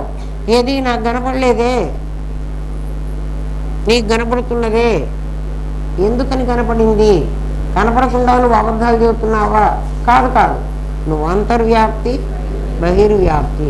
ఎట్లా వెళ్ళగలిగావు అంటే, నేను గనక అందులోకి వెళ్ళి అందులో కంకర కడ్డీలు ఉన్నాయని కనుక్కోకపోతే అది నిలబడలేదు అని నాకు తెలుసు కదా. ఒక చోట కుప్పగా సిమెంట్ పోయండి, కుప్పగా ఇసుక పోయండి, కుప్పగా నీళ్లు పోయండి, స్తంభంలాగా నుంచుంటుంది. కడ్డీలు కూడా పెట్టండి, అక్కడే నిలబడదు కదా. ఇవన్నీ పెట్టి నిలబెడితే వాడు కట్టేనాడు నువ్వు చూసి మాట్లాడుతున్నావా? ఆ స్తంభం ఆ పిల్లర్ వేసేటప్పుడు నువ్వు అక్కడే ఉండి చూసి అవును కదా ఈ పిల్లర్లో ఇవన్నీ ఉన్నాయి నేను చూశాను అని మాట్లాడు. మరి ఇప్పుడు కదరా నువ్వు పిల్లర్ చూసావు, అందులో ఇవన్నీ ఉన్నాయని నీకెట్లా తెలుసు అంటే నీ జ్ఞానం అంతర్వ్యాప్తి అది ఉన్నదా లేదా అని మీరు టెస్ట్ చేసుకోండి. నీ జ్ఞానం ఎవరైనా మన దగ్గర ఏదైనా మాట్లాడుతుంటారనుకో ఇమీడియట్గా వాడు ఏ సెన్స్లో మాట్లాడుతున్నాడో నీకు తెలిసిపోతుంది. వీడు మోసంగా మాట్లాడుతున్నాడా మంచిగా మాట్లాడుతున్నాడా కదా. మరి ఎట్లా తెలిసింది? నీ జ్ఞానానికి ఆ శక్తి ఉంది, అది లోపలికి వెళ్ళగలదు. అంతర్వ్యాప్తి బహిర్వ్యాప్తి స్వరూప వ్యాప్తి, ఆ స్వరూపాన్ని తాను పొందగలదు, అది వ్యాపకం. అందుకనే జ్ఞానం చాలా గొప్పది. ప్రజ్ఞానం గొప్పది కాదా? అది ఇది ఒకటేరా కదా. సరే, నిరాకారానికి నిరాకారం అడ్డు రాదు. నీవు గది తలుపులు మూసినా తెరిచినా ఆకాశం గది బయట లోపల వ్యాపించగలదు. నువ్వు గది తలుపులు మూసేసినా తలుపులు తెరిచినా ఆకాశం ఉందే అది గదిలోకి వచ్చి కూర్చోగలదు, గాలి కూర్చోలేదు. అంటే ఒకటి రాగలదు. కుండలోకి ఆకాశం వస్తుంది, కుండలోకి మూత మూసామంటే గాలి రాదు. తలుపు మూస్తే గాలి లోపలికి రాలేదు. ఆకాశమే ఏ ఆటంకం లేకుండా వచ్చినప్పుడు చిదాకాశానికి అడ్డేముంది?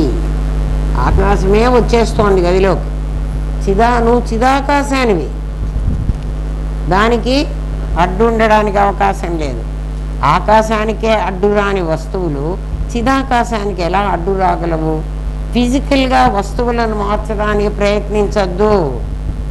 భావనలో మెంటల్గా జగత్తునంతా నీలో ప్రవిలాపనం చేసుకో. అందులో స్ఫురణ తప్ప మరేమీ మిగలదు, స్ఫురణే ఉంటుంది. ఈ ప్రపంచాన్నంతా నీ లోపలికి తెచ్చుకుంటే నా లోపలికి ఎట్లా తెచ్చుకోమంటారండి? ఆ కూలర్ని నీ లోపలికి వచ్చేది చెప్పాను. ఎందుకంటే నువ్వు జ్ఞానానివి, అది జ్ఞేయం. జ్ఞేయమైనటువంటి వస్తువులన్నీ పంచభూతాత్మికం. పంచభూతాత్మికం ఎందుకంటే అవి ఇంతకు ముందున్న స్థితిలో అంటే ఆ కూలర్ తయారు కాకముందు ఒకటి ఇచ్ఛ ఒకటి జ్ఞానంలో నుంచి వచ్చింది. అది నీ ఇచ్ఛ నీ జ్ఞానంలోంచి కాదు, ఒకటి ఇచ్ఛ వాడి జ్ఞానం. అంతవరకు వాడి ఇచ్ఛా జ్ఞానంలో ఉండి నిరాకారంగా ఉంది. అది క్రియలోకి వచ్చేటప్పటికి పంచభూతాల సహాయం తీసుకోవాలి, తీసుకుంటేనే క్రియలోకి వస్తుంది. అప్పుడు దీన్ని ఏమంటాము? వాణ్ణి నిమిత్తమని, దీన్ని ఉపాదానమని అంటాం. ఉపాదానమైనటువంటిదే నీకు ప్రపంచంగా కనిపిస్తుంది. ఇచ్ఛలో జ్ఞానంలో ఉన్నంతసేపు కనిపించదు కదా. ఇప్పుడు నువ్వేం చేస్తున్నావంటే వాడు ఇచ్ఛా జ్ఞానం అనేటువంటి దాంతో కదా దాన్ని తయారు చేశాడు. ఆ జ్ఞానం నీ దగ్గర కూడా ఉంది కదా, నీ జ్ఞానాన్ని దాని మీదికి పంపించు. అది జ్ఞేయాన్ని చూస్తుంది. ఎందుకంటే వాడి ఇచ్ఛా జ్ఞానంలో నుంచి జ్ఞేయం వచ్చింది. జాగ్రత్తగా వినండి. ఇప్పుడు అర్థం కాకపోతే మళ్ళీ ఇది వినండి. అది జ్ఞేయం. నీ జ్ఞానాన్ని జ్ఞేయంలోకి పంపించావు. నీ జ్ఞానం ఎలాంటిది అంటే అంతర్వ్యాప్తి బహిర్వ్యాప్తి స్వరూప వ్యాప్తి. అంటే ఆ మొత్తం కూలర్లోకి నీ జ్ఞానం వ్యాపించింది. అంటే నీ జ్ఞానం జ్ఞేయ రూపం ధరించింది. అది ముట్టుకోలే, దాన్ని టచ్ చేయదు. ఇప్పుడు నీ జ్ఞానం ఎలా ఉంది అంటే కూలర్ లాగుంది. అది నీ జ్ఞానంలోకి ఎప్పుడు వచ్చిందో దాని ఆకారం అది జ్ఞానమే అయిపోయింది కదా. అది ప్రవిలాపనం. ఈ జగత్తునంతా ప్రవిలాపనం చేసుకోవడం అంటే అది. నీ జ్ఞానం మళ్ళీ నీ దగ్గరికి వచ్చింది. వస్తూ ఏం తెచ్చింది? తన రూపంగా ఉన్న కూలర్ని నీ లోపలికి తెచ్చింది. ఇప్పుడు ఆ కూలర్నే నా లోపలికి తేవాలనుకో పట్టదు. అర్థమైందా? అది జ్ఞానరూపంగా ఎలా మారిందండి అంటే ఒక జ్ఞానరూపంలో నుంచే అది తయారైంది. అందుకని ఈ ప్రపంచంలో నువ్వు ఏ వస్తువును చూసినా అది ఖచ్చితంగా ఒక క్రియేటర్ ఉండాలి. వాణ్ణి ఈశ్వరుడు అను. ఎవణ్ణి? అందుకే మీకు ఏం చెప్పాడంటే దేవుడు ఎట్లా ఉంటాడు అంటే దైవం మానుష రూపేణ. ఒక మనిషి తయారు చేయాలి ఈ టేబుల్ని, ఆ మనిషి నాకు తెలియక్కర్లేదు, కానీ ఒక మనిషే చేశాడు అని. చేయకపోతే ఇది వస్తువు తయారు కాదు. ఎట్లా చేశాడు అంటే వాడి ఇచ్ఛ, వాడి జ్ఞానం క్రియగా తయారైంది. కాబట్టి ఈ క్రియ అన్నది ఈ వస్తువు. దీన్ని నువ్వు మార్చవాకు, దీన్ని తిరిగి జ్ఞానంగా మార్చుకుని నీ లోపలికి కన్వర్ట్ చేసుకో. అప్పుడు ఏమవుతాయి, ఈ ప్రపంచంలో చూడబడిన వస్తువులన్నీ కూడా నీ లోపలికి వచ్చేస్తాయి. నువ్వెవరివి? నేను జ్ఞానాన్ని. జ్ఞానంలో ఈ వస్తువులన్నీ ప్రవిలాపనం అయిపోతే ప్రపంచం లేదు, నేనే ఉంటా. అర్థమైందా? ఇంకా అంతకంటే నేను చెప్పలేదు. ప్రత్యేకంగా చెప్పా, ప్రవిలాపనం చెప్పాను. నీకు ఎంత అర్థమైతే అంత అర్థం చేసుకో. ఇవాళ అర్థం కాకపోతే ఇంకో 10 ఏళ్ళకైనా మళ్ళీ అర్థం అవుతుంది. అదే నువ్వు వింటూ ఉంటే, సాధన చేస్తూ ఉంటే, లేకపోతే అర్థం కాదు. ఏమ్మా? అప్పుడు ఏం మిగులుతుంది అంటే నీ స్ఫురణ ఒక్కటే ఉంటుంది. స్ఫురించే పదార్థాలన్నీ స్ఫురణలో లయమైపోతాయి. ఆ స్ఫురణలో ఎప్పుడు లయమవుతాయో దాన్నే ప్రవిలాపనం అంటాం. ప్రవిలాపనం అంటే దాన్ని నీలో అబ్జార్బ్ చేసుకోవడం. అది ఎట్లా అబ్జార్బ్ చేసుకో? ఇంత పెద్ద బిల్డింగ్ నా లోపలికి ఎట్లా వస్తుంది? బిల్డింగ్ నీ లోపలికి రాదు. నీ జ్ఞానం బిల్డింగ్ రూపం ధరించి నీ లోపలికి తెస్తుంది. ఈ బిల్డింగ్ ఇక్కడి వస్తువులతో తయారైంది కాబట్టి ఇది ఇక్కడే పడిపోతుంది. నీ జ్ఞానంలోకి వచ్చిన బిల్డింగ్ పడిపోదు. అది అవసరమైతే మళ్ళీ బయటకు వస్తుంది, అవసరం లేకపోతే లోపలే ఉంటుంది. మరి అది ఉంటే నేనేమో, నువ్వు నిరాకారం, నువ్వు సాకారం కాదు, నువ్వు నిరాకారం కాబట్టి, అది నిరాకారం కాబట్టి నీలో కలవగలిగింది, లేకపోతే కలవ. అది పెళ్ళిలో 20 తులాల బంగారం పెట్టాలి మనం, ఏమ్మా అన్నది అత్తగారి దృష్టి. ఏమేమి నగలు అన్నది అమ్మాయి దృష్టి కదా. అమ్మాయిని పిలిచిపోయి మేము 20 తులాలు పెడతామమ్మా, నీకు ఇష్టం వచ్చినవి నువ్వు చేయించుకో అంటాం. సాధకుడు ఆభాసను వస్తు దృష్టితో చూడటం నేర్చుకోవాలి. నగల దృష్టి మానేసి బంగారం దృష్టి. అది మనకు గుర్తు చేయటానికే మన పెద్దలు బంగారు గొలుసు, చెక్క కుర్చీ, పట్టు చీర, నూలు చీర, మట్టి కుండ, వెండి గ్లాసు అని నామరూపాలతో పాటు వస్తు దృష్టిని కూడా కలిగించారు మనకి. ఒట్టిగా మాటలు చెప్పకుండా మనకేం చెప్పారు? గాజు గ్లాసు, పట్టు చీర కదా, మట్టి కుండ, కారణంతో పాటు కార్యాన్ని మనకి చెప్పారు. మనిషిని కూడా పాంచభౌతిక దేహమనే చెప్పారు వాళ్ళు. ఎవరు? మన పెద్దలు. కానీ మనం మాత్రం శరీరంతో తాదాప్యం పొంది ఇది పాంచభౌతికమని మనం నమ్మటం లే. 5 భూతాలతో తయారైందంటే 5 భూతాలు ఎక్కడున్నాయి, ఏం లేవు అంటాం. అందుకని మళ్ళీ దీన్ని పంచకోశ విచారణ చేయించి నీకు 5 భూతాలు చెప్పాల్సి వస్తుంది.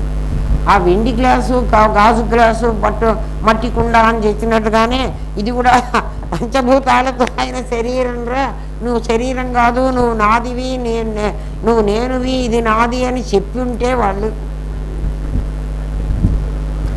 మనం కూడా అర్థం చేసుకునే. ఇప్పుడైనా చెప్తుంటే అర్థం చేసుకున్నారేమి, వాళ్ళు చెప్పలేదని మళ్ళీ వాళ్ళని బ్లేమ్ చేస్తున్నాం. కానీ ఇప్పుడు ఇన్నిసార్లు చెప్తుంటే అర్థం అవుతుంది. అందుకే ఇక్కడ ఉన్నంతసేపే అర్థం అవుతుంది. గేటు దాటితే ఎక్కడ అర్థం అవుతుంది? అదే నేనంటున్నాం కదమ్మా. సరే, శరీరంతో తాదాప్యం పొందటం ముందు మానేయి. సత్తారూపంగా ఉన్నానని నిర్ణయించుకో. ఈ దేహంలోనే కాక నిన్ను అంతటా నిండి ఉన్న వానిగా చూడటం నేర్చుకో. అదే సాధన. ప్రపంచాన్ని అభావం చెయ్యొద్దు, ప్రపంచం లేదనొద్దు, అపవాదం చేసి ఆభాసగా చూడు. సుషుప్తిలో ప్రపంచం కనపడదు, అయితే అది మోక్షం కాదు. ప్రపంచం కనపడకుండా పోతే మోక్షం అంటారు. ప్రపంచం కనపడకుండా కాదు, ప్రపంచం నీకంటే వేరుగా ఉంది, దాన్ని నీ లోపలికి లాక్కో. నీకు ఆ నేచరు ఫ్రమ్ ద బిగినింగ్ ఉన్నదిరా, నువ్వు గ్రహించటంలే. చూడండి, ఈ ప్రపంచంలో ఏ వస్తువును చూసినా అది నాకు కావాలి అనిపిస్తోందా, అనిపించట్లేదా? కదా, నేను చెబుతున్నది కూడా అదే కదురా. నువ్వు వస్తువుగా కావాలనుకుంటున్నావు, నేను జ్ఞానంగా దాన్ని నీ లోపల పెట్టుకోరా అంటున్నా. వస్తువుగా కావాలంటే వాడితో కొట్లాడాలి, జ్ఞానంగా కావాలి. ఎవడి మనస్సు వాడు ఆలోచించండి. ప్రతిదీ నీకు కావాలనిపిస్తున్నదా లేదా? అన్నీ నాకే కావాలి. ఎందుకు నీకే అన్నీ? ఎప్పుడైనా వాడికి కావాలనిపించిందా నీకు? ఆహా, ఏది చూస్తే అది నాకు. ఈ ప్రపంచంలో అత్యధిక ధనవంతుడిని నేనే కావాలి, అత్యధిక సౌందర్యవంతుడిని నేనే కావాలి, అన్ని ఇళ్ళు నాకే ఉండాలి కదా అనుకుంటున్నావా లేదా? కదా, ఏదో ఒకట్లే ఉంటే చాలే అంటున్నావా? మరి ఎందుకుంటున్నావా మాట? అంటే నీకు ఈ ప్రపంచాన్ని ప్రవిలాపనం చేసుకోవడం నీ అసలు లక్షణం.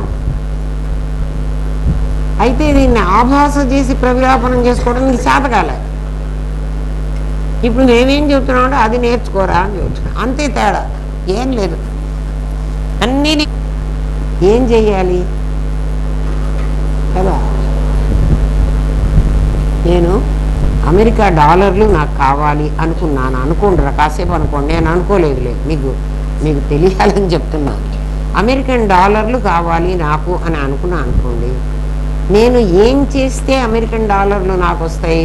ఎయిర్పోర్ట్లో నా దగ్గర ఉన్నటువంటి ఇండియన్ రూపీస్ ఇస్తే నాకు అమెరికన్ డాలర్లు వస్తాయి. అవునా కాదా? నాకు ఈ ప్రపంచమంతా నాకు కావాలి అని నేను అనుకుంటున్నాను. ప్రపంచంలో ఏ వస్తువు చూసినా అది నాకే కావాలి అని అనుకుంటున్నాను. దానికి బదులుగా నేను ఏమి ఇవ్వాలి అంటే నాదిని ఇచ్చేసేయరా, మొత్తం నీకే వస్తుంది. అంతకంటే అసలు ఏమీ లేదురా. నా రూపాయలు ఇవ్వకుండా ఎయిర్పోర్ట్లో నాకు డాలర్లు ఇస్తాడా అమ్మా? నాకు డాలర్లు కావాలంటే నా రూపాయలు వదులుకోవాలమ్మా, నా కట్టం నేను దగ్గర పెట్టుకుంటాను, డాలర్లు ఇయ్య అంటే ఆ బ్యాంకు వాడు చంపుతాడు. నాదిని నేను పెట్టుకుంటాను, ఈ ప్రపంచమంతా కూడా నాకే కావాలి అంటే నీ నాదిని వదిలేయరా. వదిలే అంటే ఏమన్నా కూరలకి చెక్కు తీసేటట్టు తీసేయమంటారా? అక్కర్లే. మరి ఏం చేయమంటావు? నాది అనేది నాది కాదని తెలుసుకుంటే ప్రపంచమంతా నువ్వు డాలర్లుగా కన్వర్ట్ చేసుకోగలిగితే, డాలర్లుగా అంటే ఆ ప్రపంచాన్నంతా నీ జ్ఞానంగా కన్వర్ట్ చేయి. అప్పుడు జ్ఞేయాలన్నీ జ్ఞానం అయిపోతాయి. ఎట్లా చేయమంటారండి? దృగస్తి దృశ్యం నాస్తి మళ్ళీ చెప్పాడు కదా. దృక్కే ఉందిరా, దృశ్యం లేదురా. దృశ్యమేరా ఇవన్నీ. పెళ్ళాం దృశ్యమే, పిల్లల దృశ్యమే, ఆస్తి దృశ్యమే కదా, వస్తువులన్నీ దృశ్యమే కదా. అసకాసుడు సుషుప్తిలో ప్రపంచం కనపడదు. నువ్వు నిద్రపోతే ప్రపంచం కనపడదు. ఇది మోక్షం కాదు. ఎందుకంటే అక్కడ నీకు జ్ఞానం లేదు. అనాత్మలో ఆత్మదృష్టి లేకపోతే విక్షేపమై మనసు చెదిరిపోతుంది కదా. అనాత్మలో నీకు ఆత్మదృష్టి లేకపోతే ఇది ఆత్మే, అది ఆత్మే, ఇది ఆత్మే అని అనకపోతే నువ్వు ఉన్నావు అని అనుకుంటే అది నీకు ఉన్నట్టుగానే కనిపిస్తుంది. నేనుగా లేను, నేను అహం బ్రహ్మాస్మిగా ఉన్నాను అంటే అది కూడా నీకు బ్రహ్మస్వరం, అది సచ్చిత్తులుగా కనపడాలి. నువ్వు అహం బ్రహ్మాస్మి అంటే ఏమిటి? నేను సచ్చిత్తులు. అప్పుడు సచ్చిత్తులు నేను అది వేరువేరుగా ఉండవు, అందరూ ఒకటే అవుతాయి. నీకు ఆత్మదృష్టి లేకపోతే, నీకు ముందు ఆత్మదృష్టి లేకపోతే ఆ ఎదురుగా ఉన్నది విక్షేపమై మనిషిగా కనపడుతుంది. అయితే నాకు మీరంతా మనుషులుగా కనపడటం లేదా? అందరూ మనుషులుగానే కనపడతారు కదా. మరి ఏం కనపడదండి? మీకేం కనపడదు, మాకేం కనపడుతుంది? కొంచెం చెప్పండి. మీకందరికీ మీరు మనిషిగా ఉండి మాధురిగా కనపడతావు. నాకు మాధురిగా కనపడదు. అందుకని ఒకళ్ళకి ఇంకొక పేరు పెట్టి పిలుస్తుంటా నాకు. ఎందుకంటే నాకు అదొక మనిషి అని కనపడుతుంది, అది ఫలానా మనిషి అని తెలియదు. తెలియదంటే మీరు పిచ్చోళ్ళ? ఏం పిచ్చి లేదు కదా. ఎందుకంటే నేనెవరో కూడా నాకు తెలియదు. అయితే అట్లా స్థితి ఉంటుందా అంటే ఖచ్చితంగా ఉంటుంది. అందులోనే ఎప్పుడు ఉంటారా అండి? ఎప్పుడు ఉంటే ఉండొచ్చు. నేను అది అని నాకు తెలిసినప్పుడు కదా, నేను చాలా ధనవంతుణ్ణి అని తెలిసినప్పుడు అవసరమైతే ధనం వాడుకుంటా, లేకపోతే నా ధనం నాకే ఉంటుంది. నా దగ్గర చాలా డబ్బులు ఉన్నాయి, నా దగ్గర డబ్బులు ఉన్నాయని మీకు అందరికి ఇవ్వాలనా? ఇవ్వను. నాకు అవసరమైతే ఖర్చు పెట్టుకుంటా, అవసరం కాకపోతే నా డబ్బులు అలాగే ఉంటాయి. అది ఈ జ్ఞానం కూడా అలాంటిది. నాకు అవసరమైతే మిమ్మల్ని మీరుగా చూస్తా, అవసరం లేకపోతే నేనుగా చూస్తా. అది మిమ్మల్ని మీరుగా చూస్తున్నానా నేనుగా చూస్తున్నానా అనేది ఎవడికి వాడే టెస్ట్ చేసుకొని, నేను అట్లాగే చూస్తున్నాను అని మళ్ళీ నువ్వు ఇట్లాంటి వ్యవహారం చేయకూడదు. అబ్బో ఏదైనా చూద్దామంటే భలే కష్టం. మేమందరం అట్లాగే చూస్తున్నామండి అని చెప్తే మిమ్మల్ని నేను ఎక్కడ సర్టిఫై చేసేది? ఎవరికి వాడు ఆలోచించుకుంటా. దానికి కూడా చెప్తాను, మీరు అట్లాగే చూస్తే మీకు దుఃఖం ఉండడానికి వీల్లేదు, సంతోషం కూడా ఉండడానికి వీల్లేదు కదా.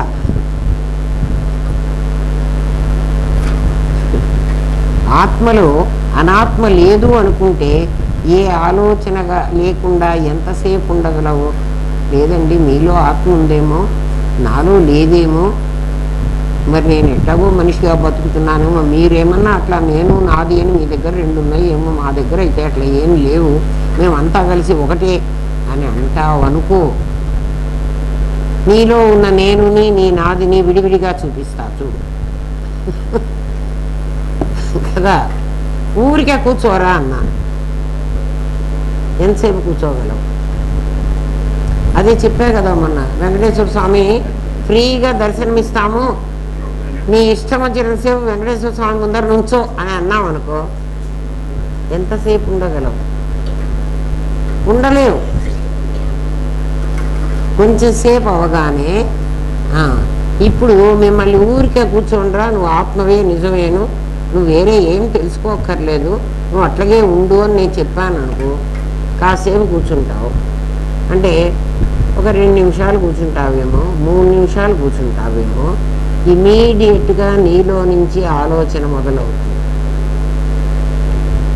ఏం ఆలోచన వచ్చిందో నువ్వే చూసుకో. ఒక ఆలోచన వచ్చింది అంటే ఆలోచన ఖచ్చితంగా ప్రపంచమే. ఎందుకని? లోచన అంటే కన్ను, లోచి అంటే కన్ను. ఆలోచన ఆ లోపలి కన్నుతో చూస్తూ మొదలు పెడతావు, అది ఆలోచించడం. ఈ కన్నుతో కాదు. అవునా కాదా? కాసేపు ఊరికే కూర్చోండి, ఇమీడియట్గా ఏమొస్తుందో చెప్పండి నాకు. వెంటనే ఏంట్రా ఏం చేస్తున్నావు అంటే, ఏం లేదబ్బా ఏదో ఆలోచిస్తున్నా. ఎందుకు ఆలోచించాలి? కూర్చోవచ్చు కదా. ఏం ఆలోచిస్తావు? ఏం ఆలోచిస్తావు? ప్రపంచాన్ని గురించి ఆలోచిస్తావు కదా. ప్రపంచం అంటే ఏమిటండి?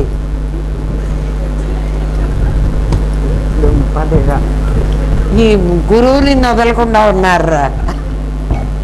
వదలరు.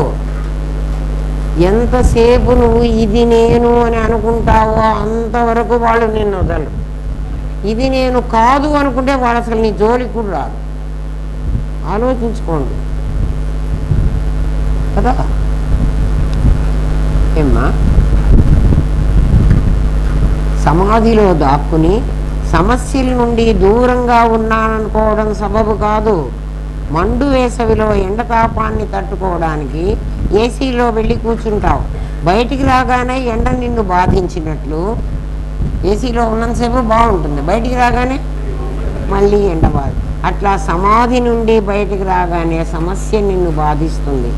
నీ దృష్టిని సహజం చేసుకో, నీకు విక్షేపం రాదు.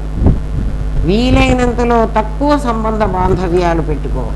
ప్రహ్లాదుడు పానీయంబులు త్రాగుచున్ కుడుచుచున్ భాషించుచున్ ఈ పనులన్నీ అయితే నేనేం పని చేయకూడదా? అన్ని పనులు చేయి.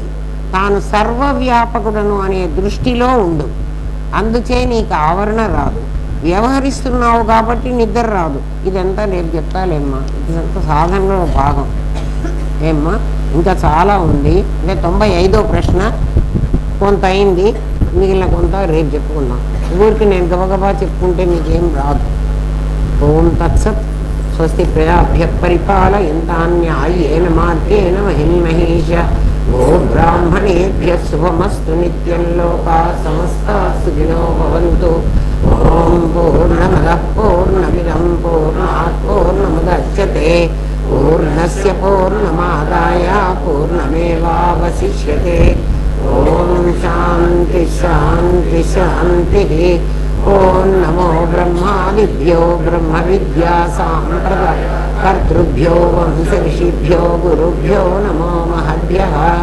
సర్వోపద్రవరహిత ప్రజ్ఞానఘనః ప్రత్యగర్థో బ్రహ్మైవాహమస్మి బ్రహ్మైవాహమస్మి.